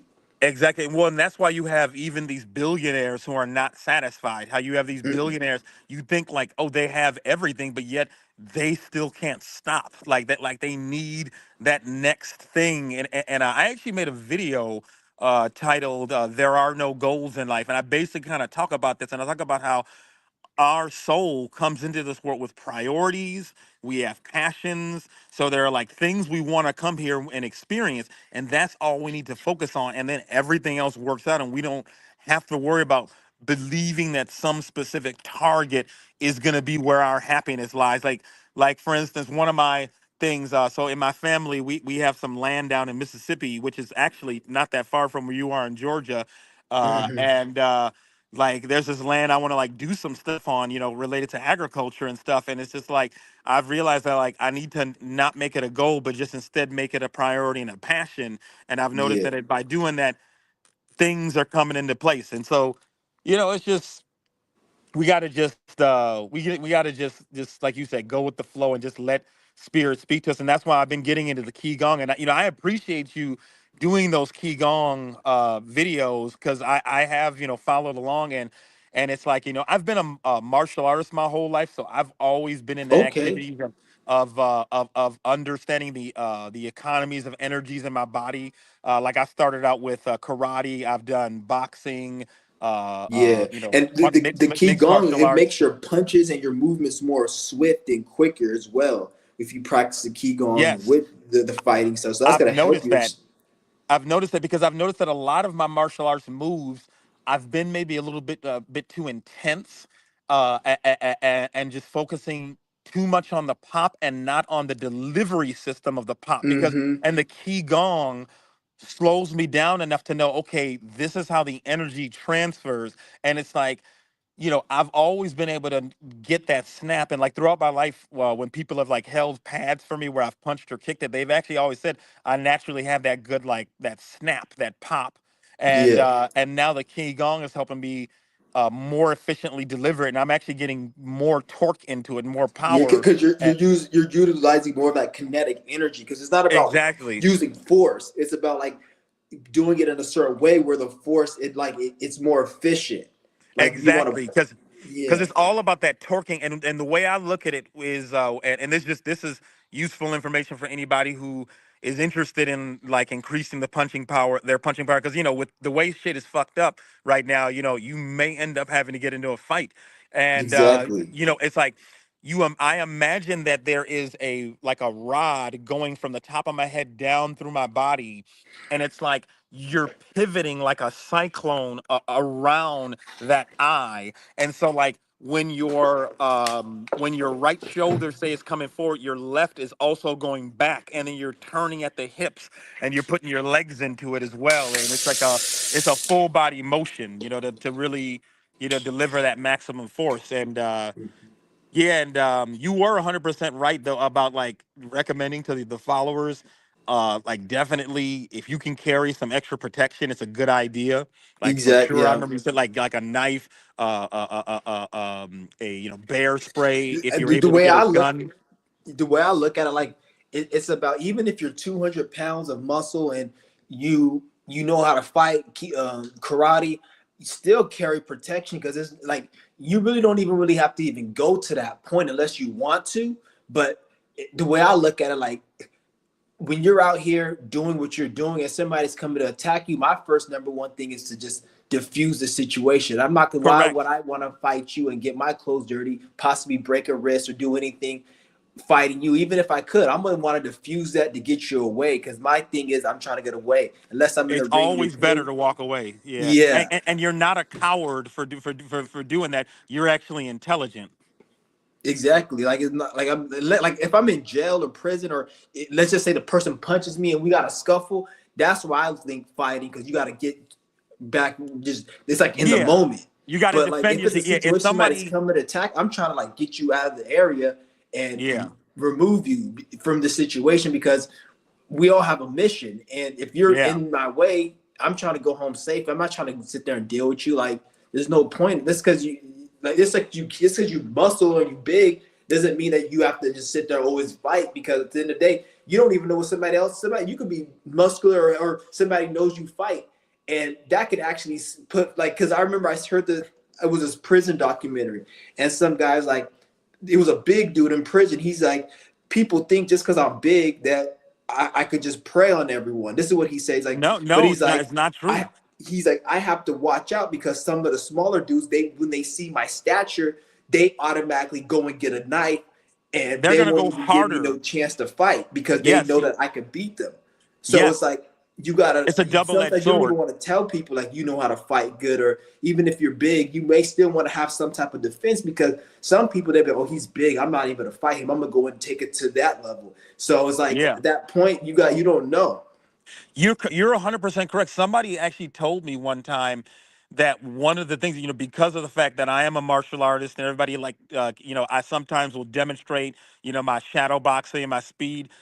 He actually said one of the disadvantages. He said no one will underestimate you. He actually told me that, and Yeah, like you no, said, and they're Yeah. going to come as hard as possible and try to use as much force because, and you know, like you said, they may get a weapon or they'll go get a couple of people to try to jump you. Yeah. You know, stuff like, and it's true. And the same thing with bigger guys. If a guy is like 260, 6'6", like that person is more than likely going to have somebody attack them either with a weapon or they're going to jump them because of that Hmm. person's size. And you are right. It's like it's a double-edged sword. It's like, yeah, if a dude is 6'6", 260, that's something to deal with in terms of physical size and probable strength. You know, even though, like I said, you know, somebody can be a big person and still be weak because they're not healthy or whatever, and stuff. But generally speaking, a bigger person, they're gonna be pretty powerful. Like if you know if they're tall and they got broad shoulders, and Yeah. yeah, and yeah, no, you're right. And you know, one of the things that's really cool about doing martial arts is that when you go to like these MMA gyms and you spar with people, it gives you that real life practice in a safe environment. And like I highly recommend every one of your followers and my Yeah. channel is the Third View. If you guys want to come over there too, like do some kind of martial arts and do some kind of sparring because I don't care what level of technique you practice.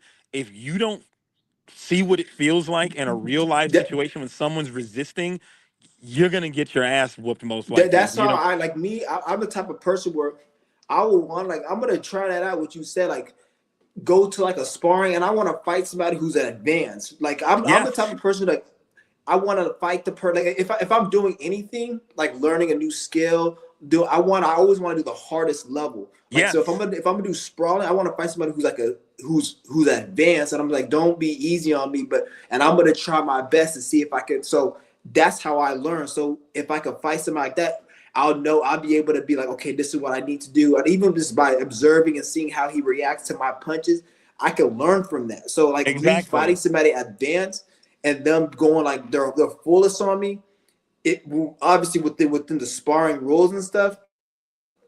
Then like I would rather do that than somebody who doesn't know how to Yeah, fight because and it's it's like and it's a safe way to do it too. And so the biggest thing is go into the sparring sessions with humility. Don't go in there with this idea, I need to prove that I'm tough and I can fight. Go in there with humility because the goal of it is for you to be able to make a mistake in a safe environment. Because at the end of the day, is if somebody pops you hard or if they put a submission on you, you can tap or submit and be like, hey, you know, give me a second. You yeah, can you can stop it at any point in that set. Whereas in a street fight, if somebody cracks you hard and fractures your orbital bone, and you say, mm, okay, so they don't have any obligation to stop. They don't yeah, have any obligation to not then crack you with an uppercut and kick you in the balls. Like real life violence and fights, you don't get you don't get necessarily that that chance. shit. I mean, you may get a person who But may maybe show somebody mercy. breaks it up or something. Yeah, or somebody breaks it, or you may get somebody who shows mercy, like maybe like once you like show that, hey, you know, you've dominated me, they you know they may stop, but or whatever. But it's in general, it's best to not get involved in fights. Actually, the only fights that I've actually been in, they weren't even ones that I started.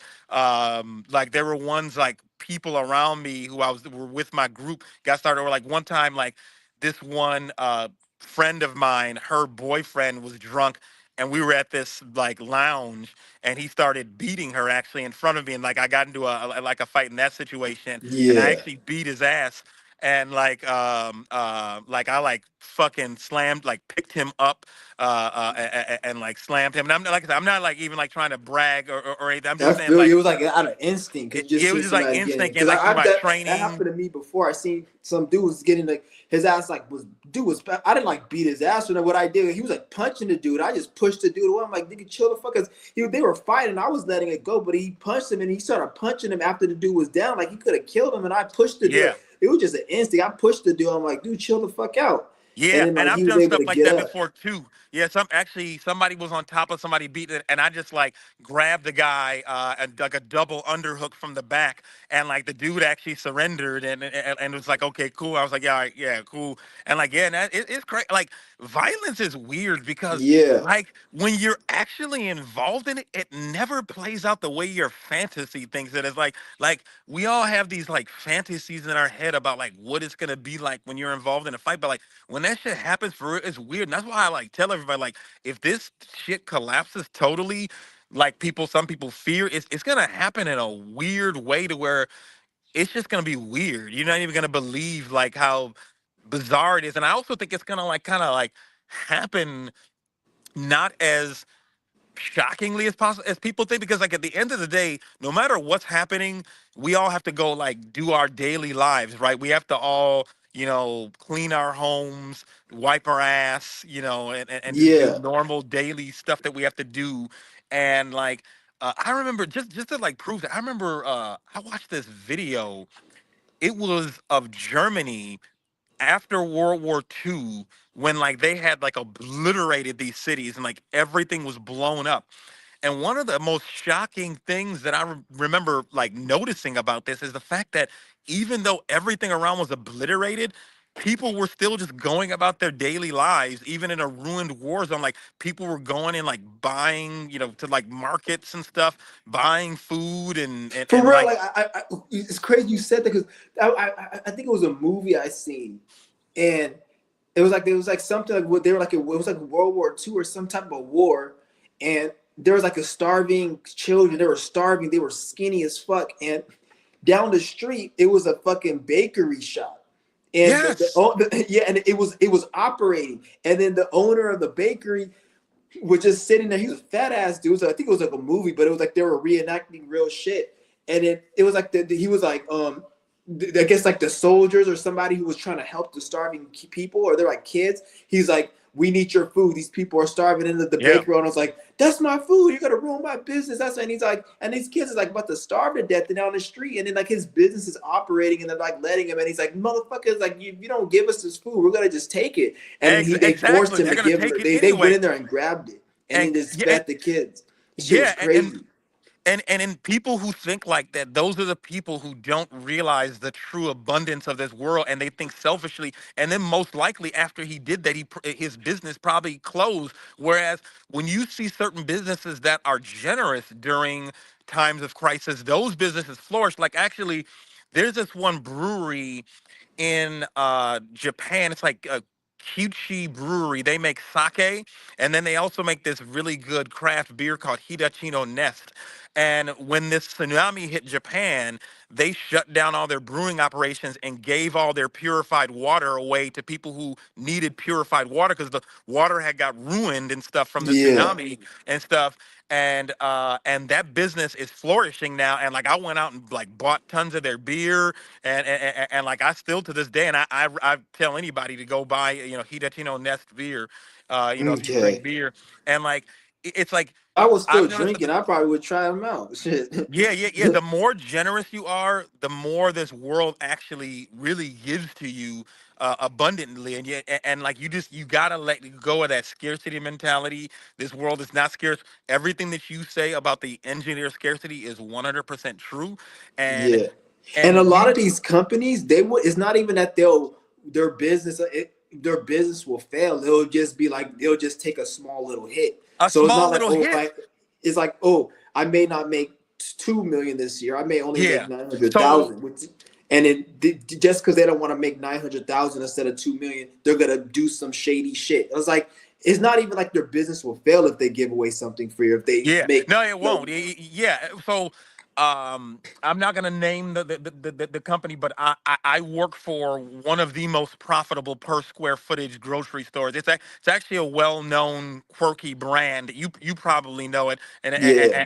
yeah, yeah, yeah, and like I said, I only work 3 days a week, so it actually is giving me free. So yes, I still am working a little bit of job, and There's let me tell nothing you wrong something. with that. Like What when I talk about all, there's nothing wrong with working at all. Like, cause you have a business, you're doing your thing, and like people, you gotta get it however you live, like they say. So Yeah. I don't have And an I've issue with anyone working at Yeah, and all. I've figured it out how to like not let it take over my life. You know, that's the most important thing is that like I live a very full life because, I have 4 out of 7 days where I don't have to do anything. And like even the days when I have to go to work, like I make the best of it, cuz I'll, Hmm. make sure I get up in the morning and I usually I like to do like qigong, I'll do like just a little meditation, which like you said in one of your previous videos or live streams, you can meditate really doing anything because meditation is just like breathing. Like I'm meditating right now. Like I'm just looking at the sky right now. The sky is Yeah, you doing this beautiful, live stream beautiful, talking. beautiful clouds. You're in a meditative state because before you were making a video with me, you probably weren't in the same state as you are when you're talking. And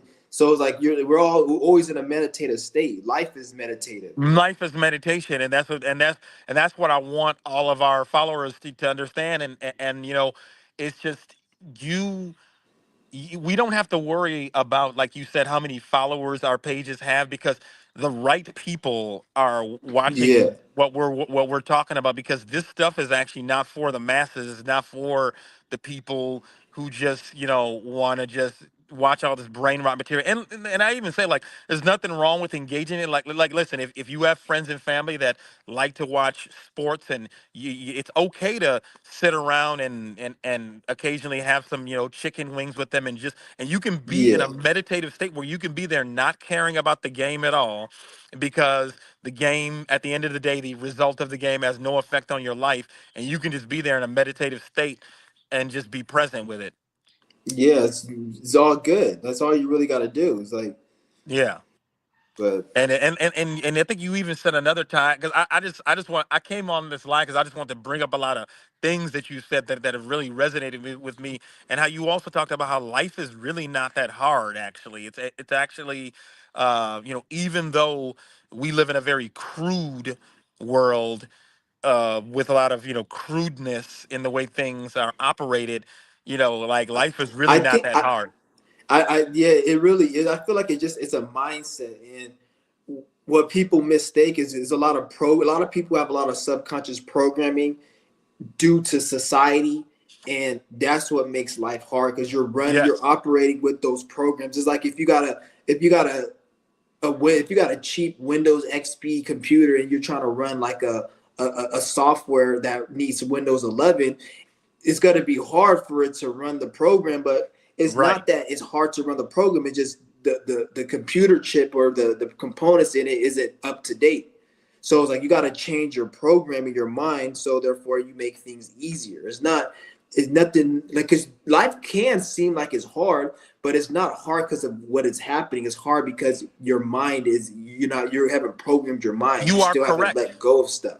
You got to Yes. look at it because I notice when I do my fast, and the time, like I've been times I did fast for like 16 days, and then when I'm on like day 13, 14, it's easy. I'm But impressed by that. yeah, and That then you're it's able to go easy. that long, because like it's hard to because Yeah, you're the one who but got me into fasting.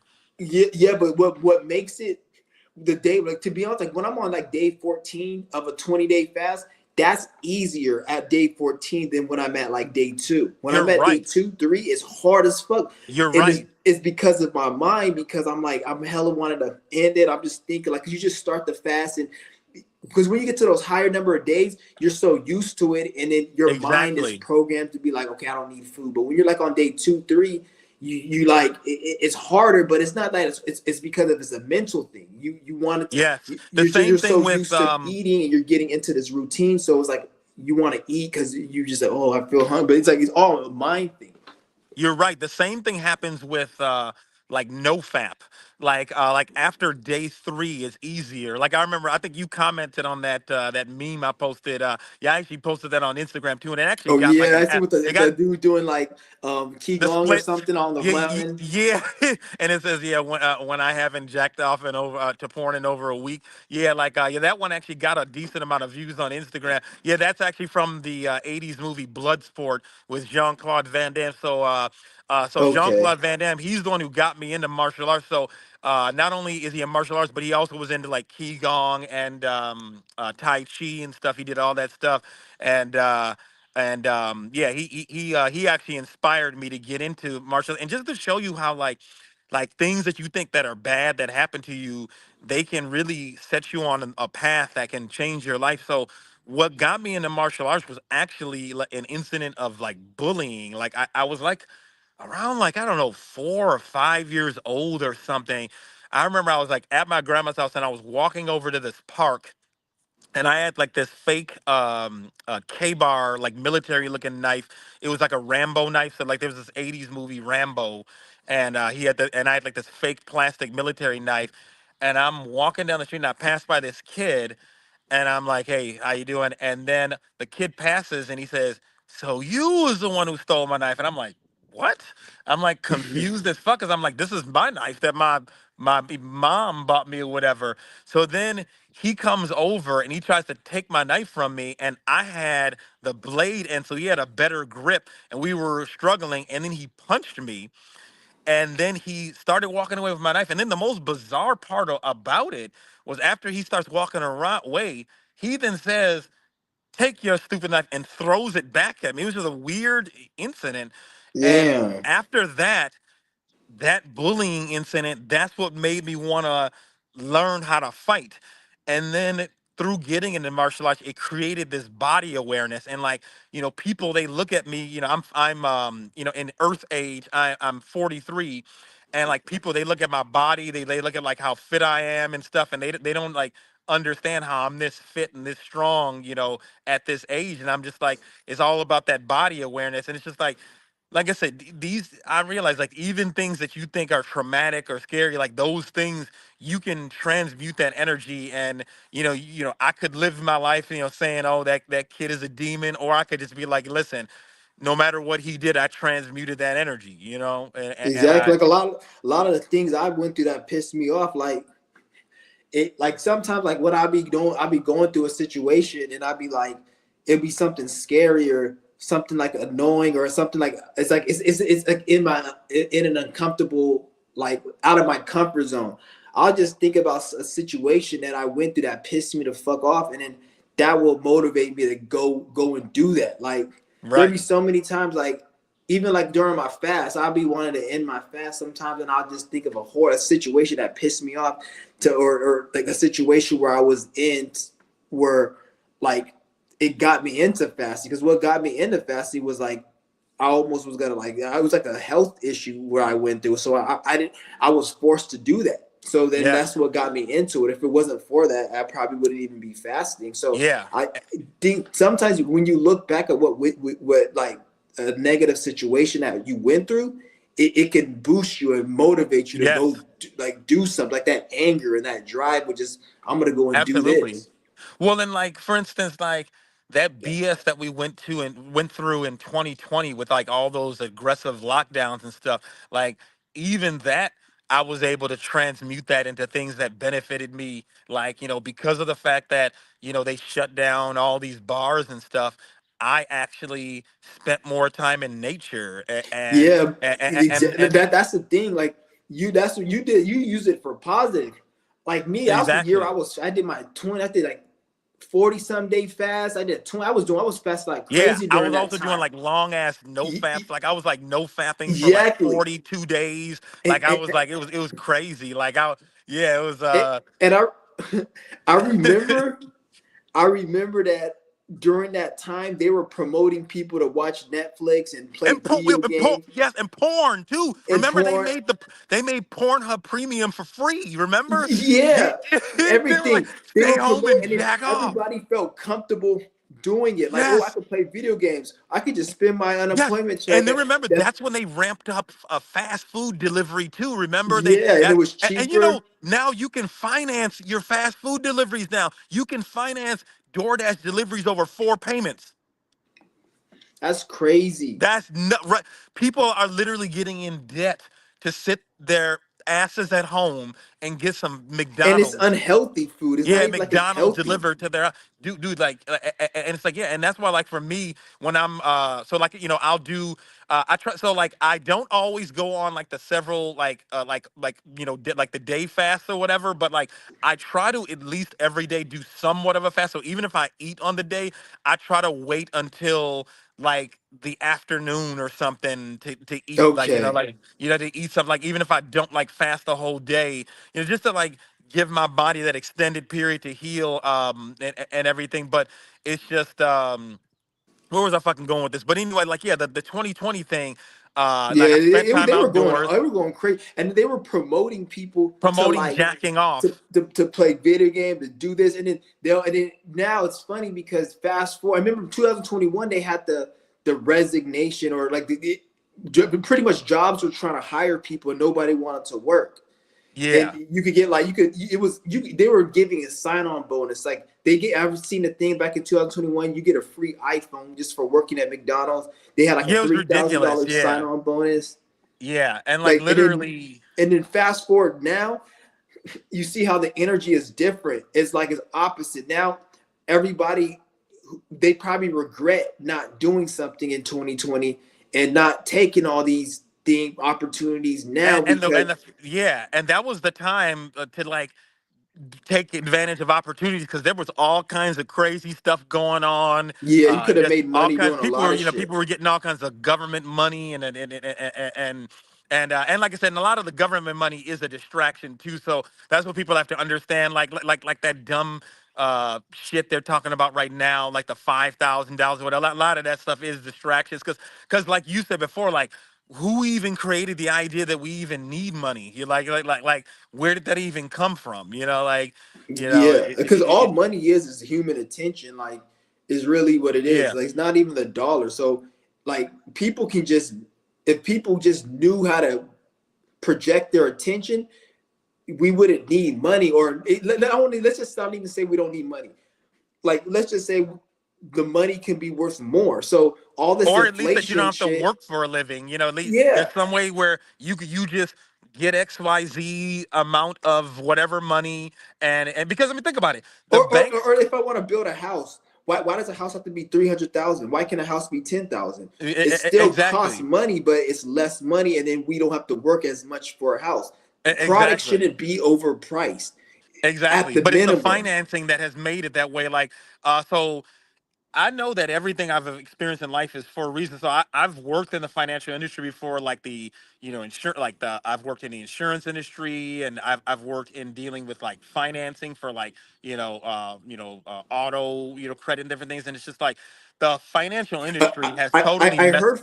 I heard for auto industry, like the auto finances, like how most of these dealers make money is every time they run your credit, they get like a certain amount of money. You don't even have to buy a car. So yeah, there are all kinds of ways that you wouldn't believe. So the auto industry is the absolute worst industry that I've ever worked in. And Yeah. anybody who's listening to this, do not get a job at a car dealership. So first off, the dealerships just treat the salespeople like just shit. Like, you're just garbage. You're nothing to them. You're only worth your next sale. So even if you get a sale, you're still on the hot seat. And this just, like working a car sales job, like, made me realize just how much of a scam this system is. How, like, literally they use psychology to just keep you running on a hamster wheel and always on the hot seat, not realizing that no part of the game ever gets you ahead.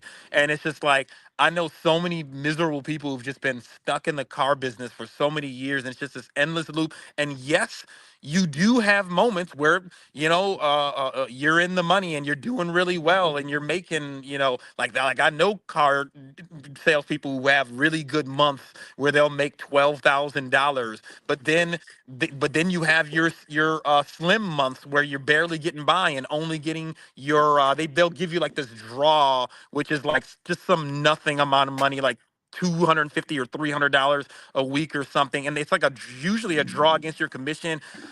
They steal your money. Like, I've had they many of them have straight up illegal pay plans that just steal people's money. Like, I remember, Yeah, all these like, high interest rates and shit. well, yeah, but listen to this shit. Let me tell you this thing, and I'm gonna try to make the story as short as possible. I worked at this one fucking dealership, and I don't know if they still have this illegal ass pay plan. But they had this illegal ass pay plan where they called it the bonus, where okay, each sale you would get, you'd get a certain amount, and then you'd hit certain tiers where they'd give you like a higher amount at a certain number, and then you get on a higher tier and you get more per tier. And it was like a tiered payment system. But this was what the scam was about it. So they had this rule where they claimed that you had to have at least 10 of the deals you sold funded by a certain date of the next month, and if you don't get those deals funded, they wouldn't pay you on any of those deals, which I ended up later finding out was totally illegal, because the way the rule works with commissions is, and like payment for sales is, if you make a salesperson wait until the funding of a sale to get paid, that's considered a commission. And you have to pay off all commission. You can't make a cutoff time on a Yeah. commission. And I've worked another sales that did a cutoff, So things they like so that they too, wouldn't they wouldn't pay you unless the and they would person still making. get paid. Unless they got paid on at least 10 of your sales. So say for instance, you only got 9 sales funded by the 7th of the next month. They would literally keep all your money, and sometimes you may have some of those sales fund after the 7th of the month or whatever date. I think I said the 7th, and they would actually still get paid, the company, off of more than 10 of your sales. And they made that rule that says you got to fund 10 sales, but because you didn't do it before their cutoff date, they would just take all the salespeople's money. And then they had this like manager there who would just abuse people, and I'm realizing all this shit is fucking psychological. They use psychological abuse to make you think you deserve to be exploited, and that's what about how this job scam rat race thing works. It's mostly psychology, because Yeah. at any moment, if people decided to stop working these bullshit jobs, it would shut this whole thing down, and they would have to scramble, and they would have It's to like they have to keep it. They have to keep it going. Like they'd have to do it's something. They'd have just to give really it's yeah, just they'd have to crazy. give a universal basic income or something. Yeah, because like it's all ran on corruption, and so like And in a credit it way, because they want the system to be ran a certain way, and in correct. order for it to be ran a certain way, they have to do the corrupt shit. They have to do the corrupt Exactly. shit, and And they it's have like to it's convince and they have to convince us that life is a deficit, and we have to think in scarcity mentality. They created this idea that you have to bow down to them, and for everything in this world, when the truth is this world is actually abundant, and the secret they want to keep from you is that this world is abundant. And that's the real disclosure. I tell everybody, don't look for the government to make any disclosures to you. The disclosure is actually you. It's actually you finding out who you are, and that's it.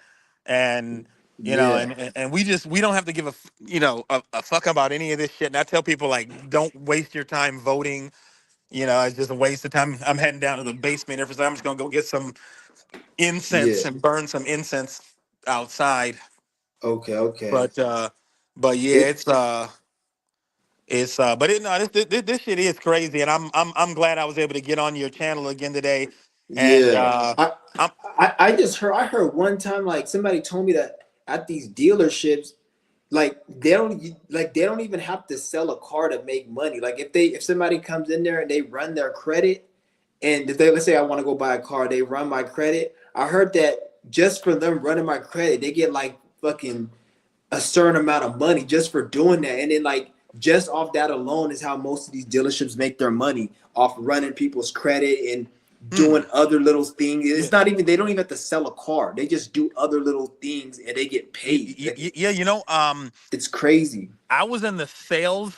I Yeah, I was in the sales. I didn't do the running, so it's definitely possible. I did learn some stuff about what they do, just because I'm very observant, and I will tell you that there's all kinds of ridiculous, shady ways they get incentivized by these financial companies. So, like, different finance companies offer incentives to these dealerships to use their financing, and also there's all kinds of shady ways that they stick ways on there to just charge you extra hidden money you don't realize you're paying, and you don't Mm-hmm. notice it because it's over time, over the extension of that Yeah. financing. And a So lot of you people they don't just get realize yeah. what they took from you, but like in the grand scheme of things, they got like an extra $3,000 out of you by Yeah. And then just people get all putting wet. something on there They're like, you didn't "Oh, I got even a car." realize, and it's just it's it's really shady. And then they also just would just charge fees for just stuff that just was just nothing. Like there's this thing called they called VinEtch, where real VinEtching is where you're supposed to like etch the actual VIN of the car in the windshield or somewhere else in the car. They would just like put this sticker on there and then like charge people some extra money just for no reason. Damn. That's why I don't know. You still That's there? why every car that I've ever bought has been I Yeah. paid in cash. Like the car I got, I didn't Uh-huh. go to no dealership. I went to the tow truck place, and the Yeah, car I that's actually actually the got it best was in way. perfect condition. They just the guy had just fixed it up, everything, Yep. bef- and it's like it is still. When I got the oil change yesterday, the dude was like, this is the best, this is the oldest car that I've seen that is in the best running condition. Yes. All the parts are like brand new and everything. He's like, "Did you work on it?" I was like, "No, I just got it last May." And he's Yeah. like, "Make sure you take care of this shit because." Yes. And I paid cash like 1,500 for it, and it And worked. you know the It reason got why me you from California all the way to Georgia, and it's still running good. yes. So, and I And paid you cash for it. find I'm like, I'm found that not, I'm because you're not in ever getting alignment. no. I'm not. If I don't have cash for it, I'm not getting the vehicle because this is what I always looked at. You got to make payments on a car and they got to finance it, but then by the time you're halfway through the financing or the payments, you got to pay for the repair bill, the repair costs. Like I know so many people who got a $50,000 car or 40,000, $30,000 car, and then in the middle of their payments, whether making payments plus the interest, the car breaks down, or let's just say they pay everything off literally like a month or a year after they pay everything off. Now it's an expense. The car breaks down or some shit. Yeah. So No, now it's like they're still or like paying that. repossessed with just a few payments left. You Yeah, have a financial problem and you only have a few payments and they repossess your car. that's crazy. Yeah, That's why I've never liked that whole payment. And you yeah, don't yeah, know, like so even my dad, like he wanted me to. He's like, "Well, I'll co-sign a car," and I was like, "I don't want to fuck up your credit because I don't know. Anything could happen. Let's just say anything can I happen want and if I want to quit my job or whatever, or if I don't feel like paying it, I don't want your credit to be fucked up. And it's like yep. that's why I didn't even. I could have got a co-sign for a nice ass car, but I was like, Yeah, I'm you not could getting buy a trapped into car. that. You could buy a car for $40,000 and have 1,200 left to pay on it, and you have a financial problem. They can repossess it from you, and you can get repossessed. And it's like if you can't come up with that full 1,200 because you're just in financial ruin, you're screwed and there's nothing you can do, and they repossess it, they auction it off, and yeah, and it's just it's wild, and it's just yeah, now it's just and these car credit, because I don't call them loans because then it's not really loans, because people have to understand that the banks, they make this up out of nothing. Like they don't actually have to even have any real money that like any Yeah, real representation of any equity that they really worked for. they All type it they in the computer. Exactly. It's just numbers being typed on the screen. So it's just like our followers, they need to know that like this is literally magic. It's literally a magic trick. It's witchcraft, and yeah, and it's just yeah, like the financing is just very, very corrupt and it's very bad. And yeah, like you said, car can blow up on you and you're just screwed. Oftentimes, you get to where the amount you owe on the car is more than what the car is worth. So, like, if you get into an accident, the insurance company is only going to pay you what the value it is of your car. So, if you buy a car for $50,000 and you still owe $30,000, but they say, oh, well, your value is only $20,000. They're only going to give you a check for $20,000, and you still owe $30,000. Yeah, that's crazy. And That, then let me tell you how to get you again. They then like, oh, well, take that $20,000 cash and roll that remaining 10,000 into a new line of credit, and they will roll over the remaining $10,000 into a new line of credit with the 20,000 down, and damn. just keep you in an infinite cycle. You are very intelligent, so you know that if you can't buy it cash, don't get it. If you, and that's how you did it, and that's why like things like that happen to you because like spirits working for you. So that's how you were Yeah. drawn The to the that only car. the only time I will buy credit is if I had, let's just say if I was a millionaire or I had a lot of money and I was gonna get a car for 50,000, then I may buy credit because if you get it on credit, but you can, like, let's just say I could afford to pay 50 grand in cash because I got $1 million in cash. I will get a car with 50,000 on credit because it will look good on paperwork and you could get Exactly. actually a And you can deal. pay it off in like 6 payments. You can Yeah, and then it'll you, look good for your credit and stuff, yeah. or And then you your could have payment is paper, eight or I hundred. got this loan and I've been in it help you. Like that's how you do it. But if you just strap for money, it doesn't make sense to just go and No. And it's stupid. the dealership, one of the dealerships that I worked for, it actually preyed on people with bad credit. Real shady dealership, and yeah, it would actually prey on people with like credit problems, Yeah, and so these because they people would know they're become gonna get it repossessed eventually, and then they can yes, just go and I think that's illegal. They can't even do that because that's what happened with the housing market and shit. And that's how that like they said something about the housing market and they were giving people these loans and shit, and then they got their house foreclosed, yeah. and then So like a bunch I of know some people who got into those. So like in the early 2000s, they were literally giving anyone a mortgage. And I don't know if you know, but the word mortgage actually means death pledge. That's yeah, literally what that is. and, Like and, and, tells you and you you messed up. know I said it in my last video. You know that you if even if you have the money to pay off your mortgage, the bank can legally say we don't want to take your money and still foreclose on you. So let's just say if your mortgage is 2,800, the bank can say we don't want to take your money, and they could still foreclose on you if they want because it's legally like the money, U.S. money. It's all bullshit. The laws, but It's a they could pretty total much do what scam. they want, pretty much. Like No, it's a you, total scam, yeah. and really the only good thing for it to happen to it is that it has to collapse. But in order for it to collapse, people have to stop believing in it, and Hmm. and I do know that it is possible. Like anything is possible. It's possible for us to have a world where we're not living under these oppressive, exploitative Yeah. systems. But it's like they have to get the courage because most people. I think you said something really awesome one time. You basically talked about how people have become comfortable with a really fucked up situation where, like, even though they know that this system is corrupt, they are comfortable enough within it to where as long as they can get their fast food delivered to them and watch their shows and watch sports and stuff, they're okay with the fact that this system is exploitative. And that's the problem, is that, like, they haven't gotten uncomfortable enough. And that's why I tell everybody, like, things need to actually get uncomfortable. Like, it actually needs to Yeah, get it's really really, not as bad as people say it is. yeah, it needs to actually get really uncomfortable, and people need to see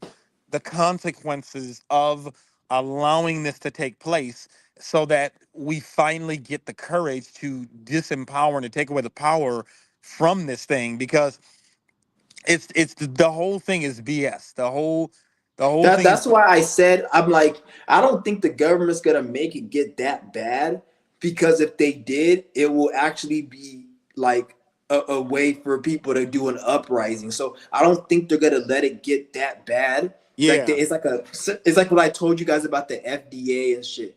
The FDA, their whole job is to make the food bad for you, but make it in a way where it's not too bad, where you eat a hamburger, you die. They have to make it where the poison kills The you over slow a course killing. of years. And that's what they do with the economy. Is like because think about it, like things they say, oh, well, prices are going up, and then they do go up, but people they can't make it go up to the point because people are still buying houses. You know, yeah, there's homeless people, but when you go and see homeless, it's mainly for mental illness and drugs. People are still making ends meet, but the thing is, it's only to a point where people have to work 80 hours a That's week or very 70 true. hours.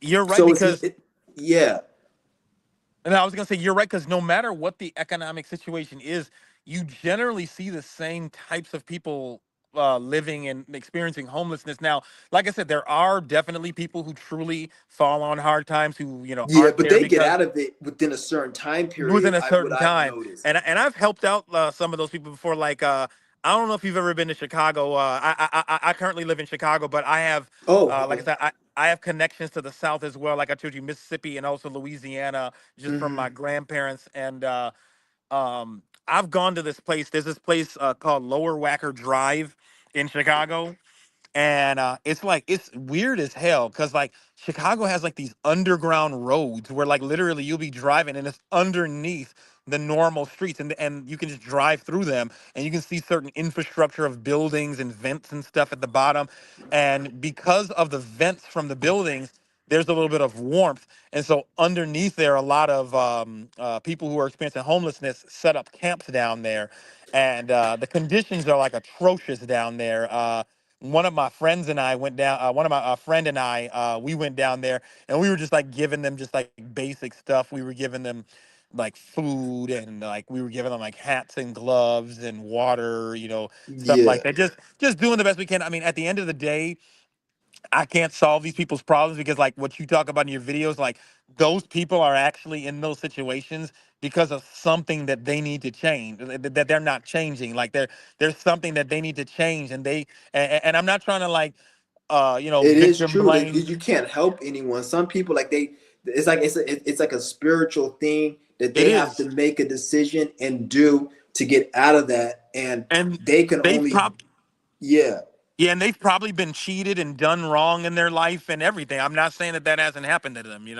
Yeah, but it's like a test that they're not passing that they have to get to. Because even if you, some people, it's still even to a point where even if you do help these people and you do give them something, they're gonna go and they're gonna lose what you gave them. Like there's this one dude, he was kind of off. He was homeless on the street, and like I knew him, and he because he asked me to give him a ride one day, and he's like kind of autistic. And when I looked at his situation, it seemed fucked up. Like he'll always be. He got kicked out of like 3 homeless shelters, and he was sleeping in on the street and everything. And when you look out the outside in, like man, they don't have no sympathy. But when you talk to this dude, like he kind of like you can tell that he creates his own situations. Because I gave him like a tent to go stay. He ends up losing the tent the next day. I gave Oh him my God. Yeah, a no, Bluetooth you speaker, you're right. like a he You're lose the right. Bluetooth speaker. Yeah. And like the next day, I'm like, "Where's the Bluetooth speaker?" I lost it. I gave him a government phone because I had an extra government phone. He couldn't get a government phone because he keep Oh losing my them. God. I gave him a government phone. He lost that, and I'm like, everything he keeps losing. And then when I give it to him, like he'll always have something to complain about. And like I remember I gave him some food once. He's like, "Why did you give me this? Why did you get it?" I was like, you know what? But he to me, I'm not hit on because when I gave him a ride, Yeah. he did pay me for giving me a ride, and he did like actually like he didn't just he always like, "Oh, I'll pay you," and he always did pay me. So I'm not like, but I can kind of see where his issue was Yeah, because and you can't change his I mentality. You couldn't can't. help him really. Yeah, no, you can't change the mentality. And earlier on this live stream, you talked about how like it's about mentality, and I just remembered something that I wanted to talk about. Man, that sky looks really beautiful. You got the sun coming a little bit from the sky, Yeah, it's but sunny out here too. yeah, yeah, but so like there was something I want to talk about earlier. You are right about the mentality because I've actually realized sometimes that like I've been out in beautiful nature, like the most serene, peaceful nature, just greenery all around me, fresh air, remoteness, listening to birds chirping and water flowing. And I'm still like in some like depressed, like, like this is like, I'm just like in this like really depressed state for just no reason. And I'm just like, what is wrong with me? I'm like, what is wrong with me? And I ended up realizing like, it was all inside of me. Just me having a stupid mentality that was causing me Exactly. to have this like depression and allow And these. then you could also flip it the reverse. You could be in a horrible state of being where there's dirty and in a poor environment and feel happy within, just like you were in a nice area and you feel depressed. You could be in a horrible area or a situation externally that's bad and feel happy. So that shows you that happiness you can get anywhere. That's why I've never really cared about money and external things. I've always cared about happiness because that's really I would rather have be happy than just fucking have material things because that shit doesn't really make you happy. It doesn't. If anything, like you said, it can even make you worse in some cases because you be having things like I wasted my time and money getting this, and I'm still not. I was like, what's the point? That's why Yeah, my you're main right. goal has always just been to be peace, have peace within. Yeah, somebody actually told me a really powerful statement one time. He actually was he's a monk with this organization called the Self Realization Fellowship. They are like followers of this guru Yogananda, and they really like his teachings or whatever. And he said something Yeah. really powerful along the lines of what you just said. Um, he said that you come to the realization that there is no person, place, or thing that will bring you what you are seeking. And that hit me so powerfully because it's just like, it's true. It's just all of these things are just temporary, fleeting things. It's like every relationship is temporary, every place you're in, everything you have, it's all temporary. And, you know, it's just Yeah, like, yeah, this is what, and I noticed the universe will always. Anytime I put my energy into something, if I like something too much or I get too much joy from something, everything that I got an extreme joy from or happiness from that's external, I ended up not liking that thing. Like it's never been anything that I've experienced that I enjoyed that I eventually down the line I didn't like it anymore. Whether it be food, whether it be an experience, I may start out like because even when I like do something like if I just like it's like I tell you guys like there's a lot of food I don't like, but just like 3, 4, 5 years ago, I was eating a lot of shit. There was a video I have on this channel where I had a whole I used to eat I used to binge on junk food and shit. Now I can't even eat any of that shit. It's like over time I just had a distaste for it. Like my taste buds changing. Even certain experiences I used to enjoy doing and like weed I don't even enjoy smoking no more like any of that shit like because like you said, you can't anything that you put too much energy into, it's not authentic. It's not real. You're relying on something. So for me, how it plays out is like a lot of people say the universe will take things from you. For me, it's more been like it doesn't really take things from me. It makes me not like something. So it leaves me in a situation where I can get it, but I don't like it. So sometimes at one point I felt like kind of naked. Like, what do I do? Because I was like, I don't like this shit. It is even to a point where I was like, I don't like this thing, but I want to like it so I can have something to do. And then that left me to a state where I was forced to just go within because it was like, okay, there's yeah, nowhere else for me to run or go. I have to face what I need to face. So it's like it sometimes it always gets comes that down to deep. going within. And I think that that's one of the most disappointing things that a lot of people hear because people love you know believing that you have some like great mystery to tell them and that there's some grand adventure to come or that there's some secret that's going to instantly fix their problems. But when you tell them that the real work is going within and just facing all of that, facing all of that darkness within. And part of the darkness that I've faced is I've had to accept a lot of the rage that I feel, that like that like I really do sometimes allow myself to get caught up and to feel a lot of rage, and I don't have to judge that rage. I have to feel it and then just you know push it through in a constructive way. And so for me, it's just my different hobbies that I do that get my body moving. That's kind of like what I do. So yeah, it's just. Yeah, I But feel you. yeah, it's just this like I said, this world is crazy. I refer to this world as the tacky carnival funhouse. That's what I call it, and that's what I call it. And it's just and actually that guy Ralph Smart, he actually took that term from me and actually was using it at one point because I used to actually follow. I mean, every once in a while I might like just like I'll see what he's talking about, but like I don't really like follow him like the way I used to because a lot of us on our journey, when we're seeking those kind of things come up, they pop up in your algorithm. Yeah, in But the I'm beginning, but in we're the in a new shift beginning, now, so we're a already lot it's of just that something that stuff is is getting losing its power. exposed. Yeah, it's losing its power actually. And it was I was cracking up actually when you were talking about how this one guy, like, nobody cares about his trips to Dubai, and it's like, you're right, like nobody cares about that superficial shit anymore. Exactly. Yeah, the only Like people that care about it are people within that field who probably do what he's doing. Like nobody really cares about those trips because it's like the amount of like the amount of energy and effort you have to put into that shit just to get it is Yes. not even worth it. It's Like, not even worth it. Yeah. it's And not. it's crazy. And it's like, and this is like, and I've heard from people that they say Dubai is a very soulless city. They say, like, when you I go there, fucking hate that place. I would like every time I see people go there, I'm like, how do you even want to go there? Like, it yeah, doesn't even like yeah, rich people live boring lives to me. Like when I yeah, see a lot of these rich people, at least what I see on the internet, I'm not gonna say I don't know what they do behind closed doors, but what I see on the internet, like their life looks boring as fuck. Like just sit there and just like it's like I don't know what the fuck do they do? All they just sit there and yeah. just No, talk about it's nothing and totally just boring. Yeah, yeah, people have like they told just me, go ahead.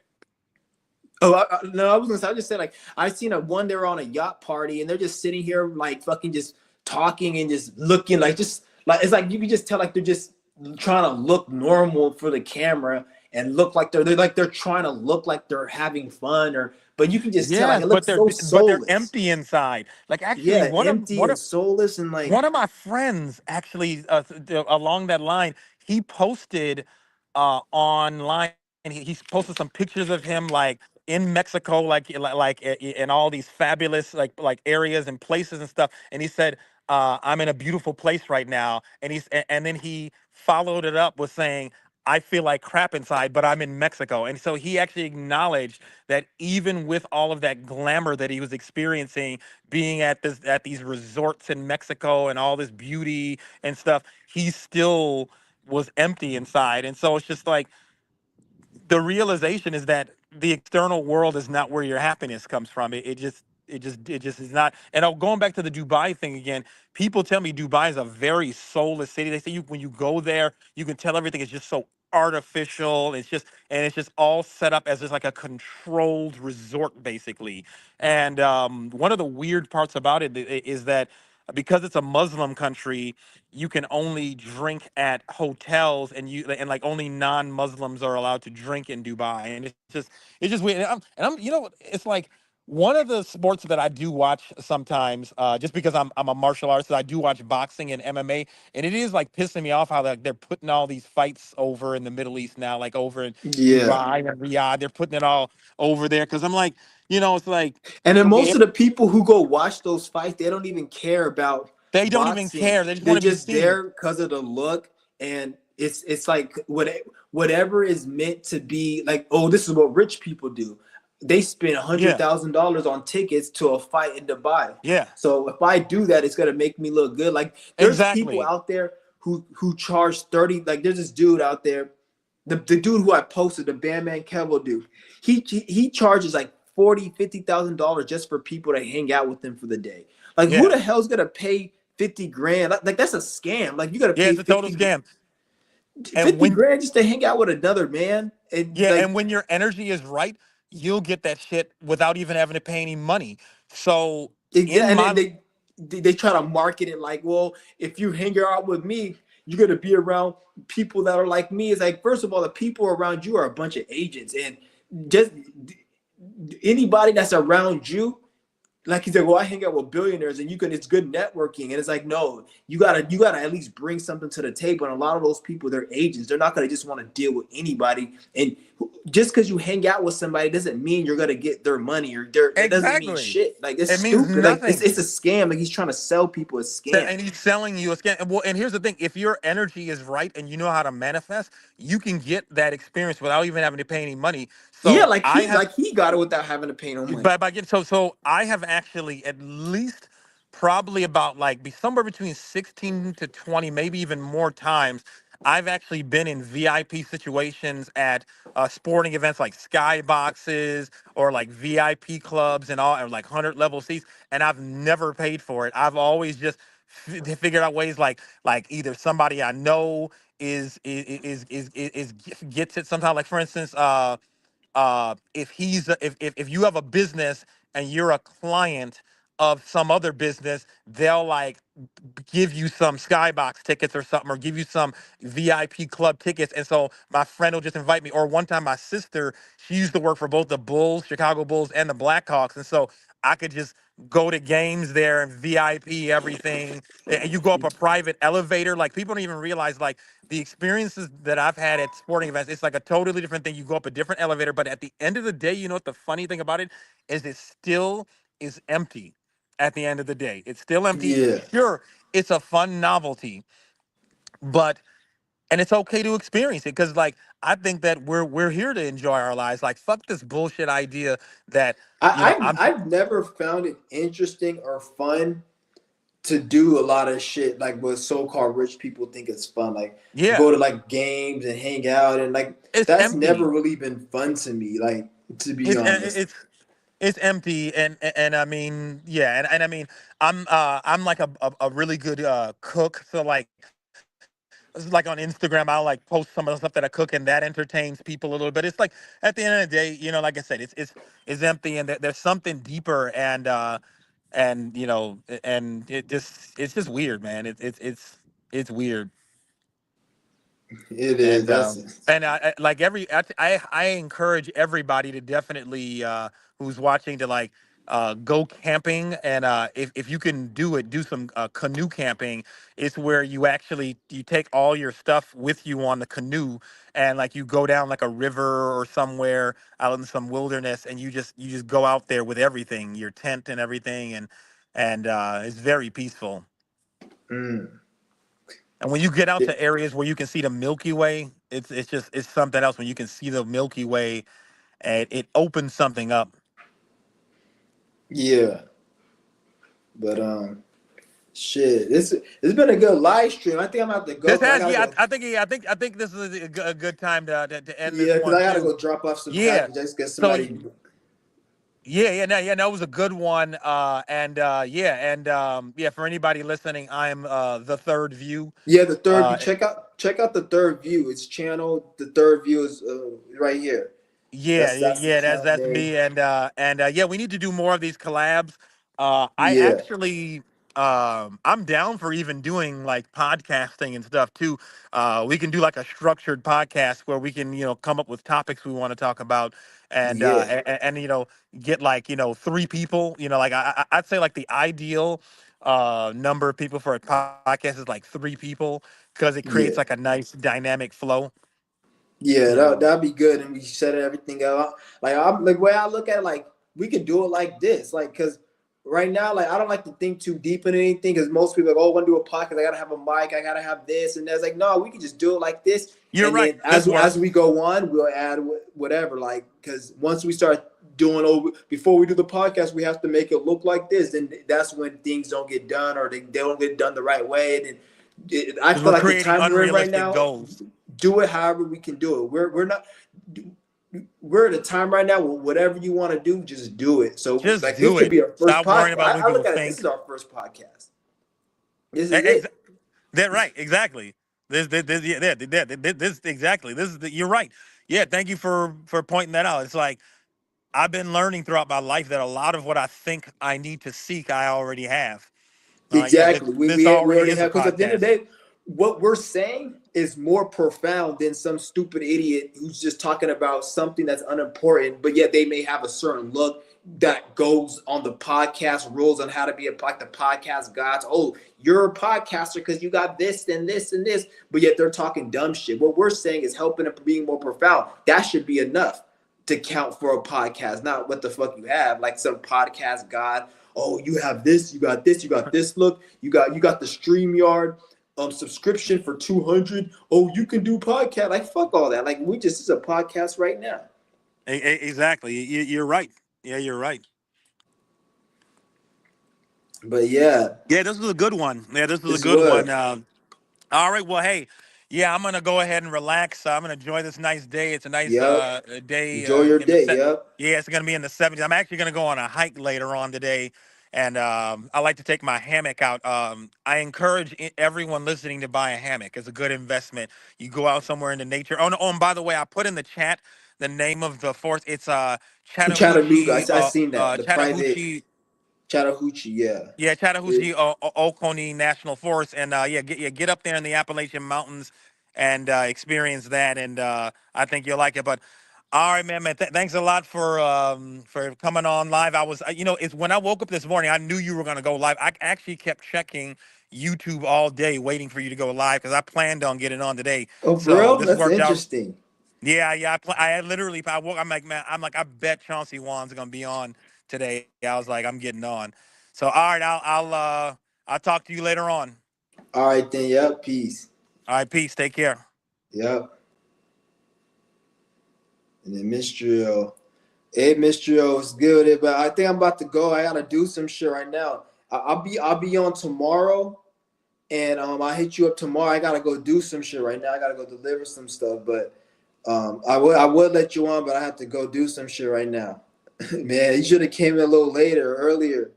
But I'll hit you up tomorrow though. Tomorrow when next time I'm on live, um just join and I'll let you in. But shout out to everybody, and I'm gonna be out. Peace.